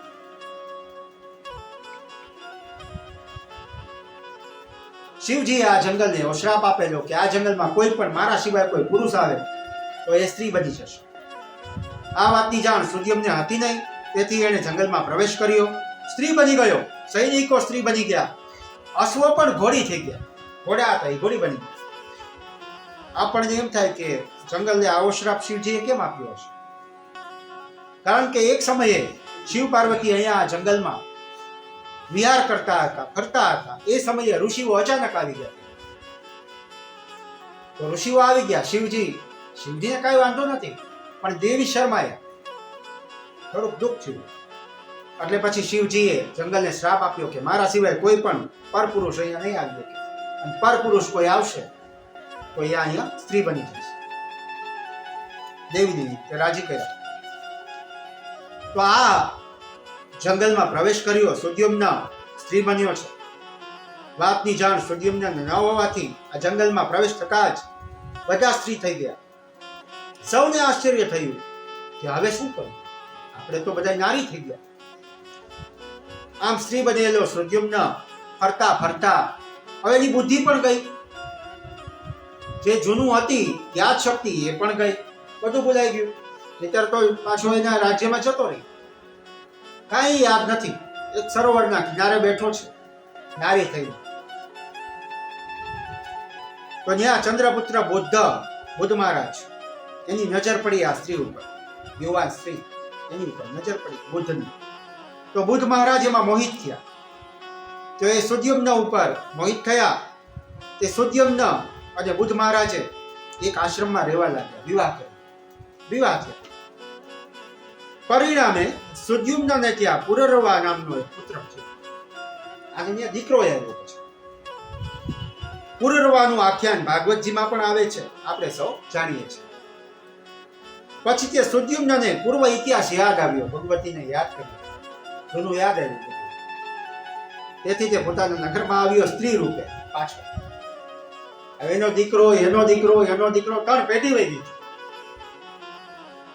હવે એ માં નહીં, માની માં થઈ ગયો, નાની માં થઈ ગયો. નગરમાં આવ્યો, વશિષ્ઠ મહારાજ ગુરુને નમસ્કાર કરી બધી વાત કરી. તો વશિષ્ઠ મહારાજે વિચાર્યું કે શું કરવું. શિવજીને યાદ કર્યા, કૈલાસ પર્વત ઉપર ગયા, ત્યાંથી સુદ્યુમ્નને સાથે લઈ ગયા. બંને જઈને શિવજીની સ્તુતિ કરી છે. વશિષ્ઠ ઉવાચ નમો નમઃ શિવાયાસ્તુ શંકરાય કબર્દિને ગિરિજામર્દદેહાય નમસ્તે ચંદ્રમૌલ્યે મૃડાય સુખદાત્રીતે નમઃ કૈલાસવાસિને નીલકંઠાય ભક્તાનાં ચ મુક્તિમ પ્રદાયિને શિવાય શિવરૂપાય પ્રપન્ન ભયહારિણે નમો ઋષભદ્વાય ચ શરણ્યાય ચ પરમાત્મને. વશિષ્ઠ મહારાજની સ્તુતિથી શિવજી પાસે એટલે ગયા કેમ કે શિવજીનો શ્રાપ છે જંગલને. શ્રાપ કોનો છે? શિવજીનો. શિવજી પાસે જઈ કૈલાસમાં સ્તુતિ કરી. શિવ અને ભવાની બંને પ્રગટ થયા. તો શિવજીએ કહ્યું કે હે વશિષ્ઠ મહારાજ, હું તમારાથી પ્રસન્ન છું, તમારે શું જોઈએ છે? તો વશિષ્ઠ મહારાજે બધી વાત કરી કે તમારા જંગલમાં, તમારા વિહારના સ્થળમાં અમારો યજમાનનો આ પુત્ર ગયો અને વિચિત્ર સ્વરૂપ લઈને આવ્યો છે, નારી બની ગયો, પુત્ર અને અનેક પુત્રીઓનો બાપ બેઠો થઈ ગયો છે. તેથી આ કૃપા કરી અને જેવો પહેલા હતો એવો પુરુષત્વ એને પાછું કૃપા કરો. તો શિવજી તો વિચિત્ર વરદાન આપવા વાળા છે. અગાઉ ભસ્માસુરને નહોતું વરદાન આપી દીધું કે તું જેના ઉપર હાથ રાખીશ ભોળા છે તો એ ભસ્મ થશે. તો એ ભસ્માસુર પછી શિવજી વાય જ દોડ્યો. શિવજીને ભાગવું ભારે પડ્યું. પછી ભગવાન નારાયણે બચાવ્યો શિવજીને. શિવજી દોડતા દોડતા દોડતા વૈકુંઠમાં વયા ગયા. વૈકુંઠમાં ભગવાનને વાત કરી કે આ ભસ્માસુર મારી વાહે પડ્યો છે. ભગવાન નારાયણ ભગવાને સ્વાગત કર્યું. ભગવાનને આવો બેસો શિવજી. તો તો કે બેસવા જેવું નથી, હંકારવાનું કહેવાય કે. તો કે કેમ? તો કે ભસ્માસુર મારો ભક્ત છે, તપ કરતો હતો, મેં એને વરદાન આપ્યું. એને વરદાન માંગ્યું કે હું જેના ઉપર હાથ મૂકું એ બળીને ભસ્મ થાય. મેં તથાસ્તુ કીધું છે. શિવ ભગવાન નારાયણ હાજ્યા કે ભોળાનાથ તમે તો ભોળા જ રહ્યા. હવે જળ છે, રાક્ષસ છે, એની બુદ્ધિ ના હાલતી હોય, એને એવા વિચિત્ર વરદાન ન અપાય. અને જલ્દી વરદાન કોઈને અપાય જ નહીં. જો આ તમને અઘરું થઈ ગયું અત્યારે. હવે એ પૃથ્વી ઉપરથી દોડતા દોડતા ભગવાન કૈલાસમાંથી વૈકુંઠમાં આવી છે કે ત્યાં મારું કંઈક થશે. તો શિવજીને ભગવાન નારાયણે સંતાડી દીધા. અને શિવજી ભગવાન વિષ્ણુ એક સ્ત્રીનું રૂપ લીધું, એવી અપ્સરાનું રૂપ લીધું, મોહિની સ્વરૂપ, કે ઓલો ભસ્માસુર મોહિત થવા લાગ્યો. ખબર પડી ભસ્માસુર આવે છે, ભગવાન સ્ત્રી રૂપે પ્રગટ થયા. શિવજીને હંકારી દીધા. તો કલાઓ બધી ભગવાન દેખાડવા માંડ્યા, નૃત્ય કરવા લાગ્યા ભગવાન. તો ઓલો પણ સામે સામે નૃત્ય કરવા લાગ્યો. તો નૃત્ય કરતા કરતા ભગવાન વિષ્ણુએ પોતાનો હાથ આમ જવા દીધો. ભસ્માસુરે પોતાનો જ હાથ ત્યાં જવા દીધો, એના જ હાથ ઉપર બળીને ભસ્મ થયો ત્યાં. પછી ભગવાને કીધું શિવજીને કે બહાર આવો, તમારું કામ થઈ ગયું છે. એટલે આવા વિચિત્ર વરદાન આપવા વાળા મહાદેવ છે, ભોળા છે. તો વિચિત્ર વરદાન આપ્યું આને કે જા હવેથી સુદ્યુમ્ન 1 માસ માટે પુરુષ રહે અને બીજા મહિને સ્ત્રી રહેશે. એટલે 1 મહિનો સ્ત્રી રહેશે, 1 મહિના પુરુષ રહેશે. હવે આ વરદાન સાંભળી વશિષ્ઠ મહારાજ અને સુદ્યુમ્ન બંને દુઃખી છે. હવે શું કરવું એમ. શિવજી સામે બીજું કઈ બોલાય નહીં, નહીતર તો એ ભસ્મ કરે પાછા. ભગવતી પાર્વતી છે સાથે. ભગવતી પાર્વતીને ખબર પડી આદિશક્તિ કૃપાવંતી છે, દયામયી છે, ભક્તોને વરદાન આપવા વાળી છે, પોતાના પુત્ર ઉપર પ્રેમ કરવા વાળી છે, ન માગવા છતાં આપવા વાળી છે, વરદા છે. તેવી માં ભગવતી આદિશક્તિની વશિષ્ઠ મહારાજે સ્તુતિ કરી છે. જયમ દેવી મહાદેવી ભક્તાનુગ્રહકારિણીમ જય સર્વં સુરારાધ્યે જયાનંતં ગુણાલયે નમો નમસ્તે દેવેશી શરણાગત વત્સલે જયં દુર્ગે દુઃખં હંતિં દુષ્ટદૈત્યં નિશોધિની ભક્તિગમ્યે મહામાયે નમસ્તે જગદંબિકે સંસાર સાગરોતાર કોટિભૂતં પદાંબુજે. હે માં ભગવતી, વશિષ્ઠ મહારાજ કહે છે કે આપ તો સર્વથી પર છો, પોતાના મારા ઉપર કૃપા કરો. હે સમસ્ત દેવોની આરાધ્યા, તમારો જય થાઓ. હે શરણાગત વત્સલ માં, તમને નમસ્કાર છે. હે મહામાયા જગદંબા, પ્રસન્ન થાઓ. હે આદિશક્તિ, તમારો જય થાઓ. હે માં, તમારી જ કૃપાથી બ્રહ્મા, વિષ્ણુ અને શિવજી વિશ્વનું સર્જન, પાલન અને વિસર્જન કરે છે. હે માં ભગવતી, તમારી સ્તુતિ કરતા જગતમાં કઈ દુર્લભ નથી, તેથી હું આપને નમસ્કાર કરું છું. હે માં, પ્રસન્ન થાઓ. વશિષ્ઠ મહારાજની સ્તુતિથી ભગવતી પરાશક્તિ પાર્વતી પ્રસન્ન થયા છે. વશિષ્ઠ મહારાજને વરદાન આપતા કહ્યું કે આપ તો બધું જ જાણો છો. વશિષ્ઠ મહારાજે કહ્યું, ભગવતીએ કહ્યું કે બોલો વશિષ્ઠ મહારાજ, શું વરદાન જોઈએ છે? તો વશિષ્ઠ મહારાજ કહે છે કે આપ તો બધું જાણો છો, સર્વદા છો. હે મહાદેવી, તમે તો ચરાચર જગતમાં વ્યાપ્ત છો. હે માં, મારા યજમાન સુદ્યુમ્નને કાયમી પુરુષ બની જાય એવું વરદાન, એનું કલ્યાણ કરો. તો ભગવતીએ કહ્યું કે હે વશિષ્ઠ, તમે આ સુદ્યુમ્નને મારી ઉપાસના કરો અને મારું વાંગ્મય સ્વરૂપ શ્રીમદ દેવી ભાગવત પુરાણ જે 9 દિવસનું છે એનું શ્રવણ કરાવો. અશ્વિન માસમાં કરજો. આ માસ તમારી ઈચ્છા પૂર્ણ થશે. તો વશિષ્ઠ મહારાજે શારદી નવરાત્રી આસો માસમાં નવરાત્રીમાં દેવી પુરાણનું અનુષ્ઠાન સુદ્યુમ્નને સંભળાવ્યું. વશિષ્ઠ મહારાજ અને તેને કાયમી માટે પુરુષત્વની પ્રાપ્તિ થઈ. વરદાન મળ્યું ભગવતીથી. અને પછી સુદ્યુમ્નએ પોતાનું રાજ્ય શાસન સંભાળ્યું અને જીવનના અંતે એ ભગવતી અંતિમ સમયમાં સુદ્યુમ્ને પોતાના પુત્રને રાજ્ય સોંપી તે આદિશક્તિના શ્રીધામ મણિદ્વીપમાં ગયા છે. આમ હે મુનિઓ, આ કથાને જે ભક્તિ અને ભાવથી સાંભળે છે તેની સર્વ મનોકામનાઓ પૂર્ણ થાય છે અને અંતે બધા સુખને ભોગવી માના ધામમાં જાય છે. ચોથા અધ્યાયમાં કાર્તિક સ્વામી અને અગસ્ત્ય મહારાજનો સંવાદ આગળ ચાલે છે. બીજો ઇતિહાસ કે અગસ્ત્ય મહારાજ કહે છે કે હે અગસ્ત્ય મહારાજ, મા ભગવતી આદિશક્તિના પ્રભાવથી કુપુત્ર સુપુત્ર થયો એની કથા છે. એક એવી કથા છે કે જેમાં એક અંશમાં ભાગવતની મહિમાનું ધર્મ અનુરૂપ વર્ણન છે અને ગાયત્રીના પ્રસંગનું આરંભથી લઈને અંત સુધી આ દેવી પુરાણનું મહત્વ સમજાવવામાં આવ્યું છે. આ દેવી પુરાણ દેવી મહાત્માથી પરિપૂર્ણ હોવાથી આ શાસ્ત્રને દેવી ભાગવત કહેવામાં આવે છે. એક ઇતિહાસ કહ્યો કાર્તિક સ્વામીએ કે પૂર્વ ઋત્વાક નામે એક ઋષિ થયા. આ મુનિ જ્ઞાની છે, બુદ્ધિવાળા છે, તપસ્વી છે, બધાને સંતોષ આપે છે, પરોપકારી છે. અને આ ઋષિને ત્યાં પુત્રનો જન્મ થયો. તે જ સમયે ઋત્વાક ઋષિએ બધા જ સંસ્કારો, જાત કર્મ સંસ્કારથી લઈને ઉપનયન સંસ્કાર સુધીના બધા જ સંસ્કારો કર્યા છે. છતાં દુર્ભાગ્યવશ આ પુત્ર મોટો થતા દુરાચારી થયો. હવે એવું કેમ થયું? ઋષિ બહુ દુઃખી થયા કે આવી કથા ઘણી જગ્યાએ આપણને જોવા મળે કે શ્રીમદ ભાગવત મહાપુરાણમાં પણ આવે છે કે ધર્માત્મા રાજાને ત્યાં વેદ નામનો દુષ્ટ પુત્ર હતો. ઋત્વાક ઋષિ બહુ દુઃખી થયા, પોતાના દુર્ભાગ્યને પોષવા લાગ્યા. ઋષિ મનમાં વિચાર કરતા હતા કે મારે અહીંયા આવો દીકરો કેમ આવ્યો?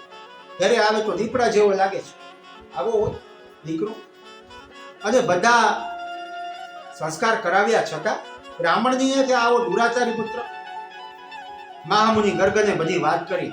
જ્યોતિષના જાણકાર છે ગર્ગ સ્વામી. ગર્ગ મુનિએ ગર્ગ સંહિતાના રચનારા છે. જન્માક્ષર જોયા, બધી વાત કરી કે મારા આ પુત્ર પવિત્ર કુળમાં જન્મ થયો તો પણ દુષ્ટ પુત્ર કેમ થયો એ વાત કરો. ગર્ગાચાર્ય મહારાજે જોયું તો ખબર પડી કે અશુભ ઘડીમાં જન્મ થવાથી આવું થયું છે. તેના જન્મ સમયે રેવતી નક્ષત્રના અંતિમ ભાગમાં રેવતી નક્ષત્રમાં જન્મ હતો, એટલા માટે આવું થયું છે. અને ગંડાત યોગ ચાલતો હતો, તેથી તમારો બાળક દુર્મતિ થયો છે, આને બુદ્ધિ નથી. તો ગર્ગાચાર્યએ કહ્યું કે તમે મા ભગવતી પરાશક્તિની ઉપાસના કરો તો તમારો આ કુપુત્ર છે એ સુપુત્ર થઈ જશે. તેના માટે તમે ભગવતીની ઉપાસના કરો તો એની દુર્ગતિનો નાશ થશે. વાત સાંભળી તો ઋત્વાક મુનિએ ક્રોધમાં આવીને રેવતી નક્ષત્રને શ્રાપ આપી દીધો અને એ નક્ષત્ર મંડળમાંથી એ રેવતી નક્ષત્ર નીચે પૃથ્વી ઉપર પડી ગયું. ક્રોધમાં આવી ગયા ઋત્વાક ઋષિ. આકાશ મંડળમાંથી ખરી કુમુદ પર્વત ઉપર પડી ગયું અને આ કુમુદ પર્વત રેવતી નક્ષત્રના તેના ઉપર પડવાથી એનું નામ રૈવતક પર્વત થઈ ગયું. પછી ઋત્વાક ઋષિએ મા ભગવતી આદિશક્તિની આરાધના શ્રીમદ દેવી ભાગવતનું શ્રવણ કર્યું, તેથી એનો પુત્ર જે હતો એ જ્ઞાન શક્તિ દ્વારા એ સુપુત્ર બની ગયો છે. એ પછી કાર્તિક સ્વામી કથા પ્રવાહ આગળ વધારે છે. કહે છે કે રેવતી નક્ષત્ર જે પર્વત ઉપર પડ્યું હતું એ તેજ માંથી એક કન્યાની પણ ઉત્પત્તિ થઈ જ છે. દેવી ભાગવત પુરાણ એવું છે, ભાગવત જેવું નથી. પુરાણ કથાઓની અંદર કથાઓ, કથાની અંદર કથાઓ, એવી રીતે છે. એટલે આને સિંહ અવલોકન પદ્ધતિ કહેવાય. શું કહેવાય? સિંહ કેમ વારે ઘડી આગળ જાય, બે ડગલા હાલે, વળી વાહે જોડે, બે ડગલા હાલે, વહી પાસે વાહે જોડે. એટલે થોડી આમાં કથાની અંદર કથાઓ આપેલી છે. હરિદ્વારમાં નાવા જાય સ્નાન માટે ગંગાજીમાં, ત્યાં હાકળો આપેલી છે. શા માટે આપી છે? કે આપણે એના વેણમાં જતા ન હોય, એટલે આમાં હાકળ આપેલી છે. તો અહીંયા જે હાકળ છે આ કથામાં ભગવાનની કથા સાંભળી એમાં શ્રી કૃષ્ણ હાકળ હતી. આ હાકળ છે અહીંયા ઋત્વાક ઋષિ એ હાકળ છે. એ હાકળને પકડી રાખવી પડે, નહીંતર કથાનો પ્રવાહ એક પછી એક આવતો છે. અંદર અંદર અંદર અંદર કથાઓ છે, સમજાય નહીં. એટલે હાકળ પકડી રાખવી પડે, ન્યા તો રહીએ. પછી કાર્તિક સ્વામીએ કહ્યું કે જે જગ્યા ઉપર એ રેવતી નક્ષત્ર પડ્યું હતું રૈવતક પર્વત ઉપર, ત્યાં એમ જ એક કન્યાનો જન્મ થયો. એ કન્યાની ઉત્પત્તિ થઈ. આ કન્યા લક્ષ્મી સ્વરૂપા છે.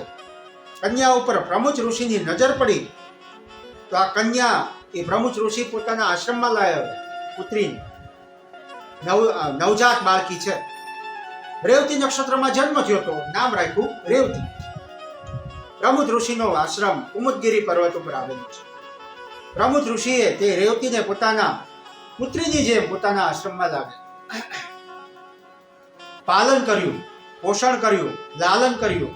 રેવતી યુવાન થઈ તેથી પ્રમુચ ઋષિને થયું કે આ કન્યા વરણને યોગ્ય થઈ છે, લગ્ન યોગ્ય થઈ છે. કોઈ યોગ્ય વર સાથે આનું વરણ કરાવી દો અને હું આમાંથી મુક્ત. આમ વિચારી જેણે અગ્નિદેવની ઉપાસના કરી, યજ્ઞશાળામાં જઈ કરી તો અગ્નિદેવ તરત પ્રસન્ન થયા. પ્રમુચ ઋષિની ઈચ્છા જાણી અગ્નિદેવે કહ્યું, હે મહામુનિ, પ્રમુચ યુદ્ધમાં પ્રવીણ, મહાન યોદ્ધા, ધર્મરુચિ, પ્રજાવત્સલ, ધર્મનિષ્ઠ રાજા દુર્દમ અહીંયાનો પતિ થશે. એ તમારી પાસે આવશે, તમે એનું પાણી ગ્રહણ કરો, કરાવી દેજો. આમ જ બન્યું. થોડા દિવસ ગયા.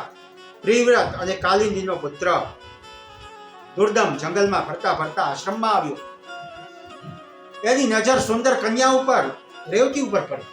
આશ્રમમાં પ્રવેશતા જ તેથી તે દુર્ગમ રાજાએ રેવતીની પાસે આવીને પૂછ્યું કે હે પ્રિય, મુનિશ્રેષ્ઠ પ્રમુચ આશ્રમમાં છે અને છે તો ક્યાં છે એ વાત કરો. તો રેવતીજીએ અગ્નિશાળા તરફ ઇશારો કરી કહ્યું કે ત્યાં છે, જાઓ. દુર્દમ રાજા ઋત્વાક ઋષિ પાસે આવીને નમસ્કાર કરીને બેઠો છે. તો પ્રમુચ ઋષિએ કુશળતા પૂછી અને કહ્યું કે તમારી પત્નીને તમે ક્યારે લઈ જશો? સીધી વાત. તો દુર્દમ કહે, મહારાજ, મારી પત્ની સુભદ્રા તો રાજમહેલમાં છે. તમે કઈ પત્નીની વાત કરો છો?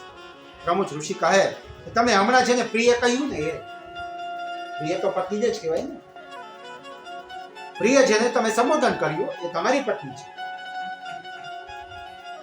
એ મારી પુત્રી રેવતી છે અને જે તમારી પત્ની થશે એવું મને અગ્નિદેવે વરદાન આપ્યું છે. દુર્દમ કહે, મહારાજ, મેં તો એમ જ પ્રિય કહ્યું હતું. તો પ્રમુચ ઋષિ કહે, આશ્રમમાં કઈ અન્યથા એમ જ થતું નથી. જે બોલાય એ જ સત્ય, જે થવાનું હોય એ જ સત્ય થાય છે. ભવિષ્યમાં જે હોય એ બોલાઈ જાય છે. પછી દુર્દમને આ વાતની સત્ય લાગી, તેથી એણે રેવતીનો સ્વીકાર કર્યો. આ બાજુ પ્રમુખ મુનિ લગ્નની તૈયારી કરવા લાગ્યા. તો રેવતી કહે છે કે હે तात, મારા લગ્ન રેવતી નક્ષત્રમાં જ કરવા છે, બીજા કોઈ નક્ષત્રમાં કરવા નથી. કારણ કે રેવતી નક્ષત્ર પોતે જ કન્યા આવી ઊભી છે, શ્રાપિત છે. ઋત્વાક મુનિએ શ્રાપ આપ્યો, નીચે પડી કન્યા રૂપે. તો પ્રમુખ ઋષિએ કહ્યું કે હે બેટી રેવતી, તેના સિવાય ઘણા બીજા નક્ષત્રો પણ છે, તો એમાં લગ્ન કર. અને રેવતી નક્ષત્ર તો વળી પાછું અત્યારે આકાશ મંડળમાં છે જ નહીં, તો એ કઈ રીતે શક્ય છે? તો આખી વાત કરી છે રેવતીજીને કે પૂર્વે ઋત્વાક ઋષિએ આ નક્ષત્રને પોતાના તપોબળથી શ્રાપ આપ્યો હતો. તેથી આ નક્ષત્ર પૃથ્વી ઉપરથી પડી ગયું હતું. હવે આ નક્ષત્ર આકાશમાં નથી અને અન્ય નક્ષત્ર તારે પુત્રી લગ્ન કરવા નથી, તો તારા લગ્ન કઈ રીતે કરવા બેઠી? તો રેવતીએ કહ્યું કે ઋત્વાક ઋષિએ પોતાના તપોબળથી જેમ આ નક્ષત્રને નીચે પાડ્યું તેમ હે પિતાજી, તમે તમારા તપોબળથી ફરી એ નક્ષત્રને નક્ષત્ર મંડળમાં સ્થાપી ના શકો મારા માટે?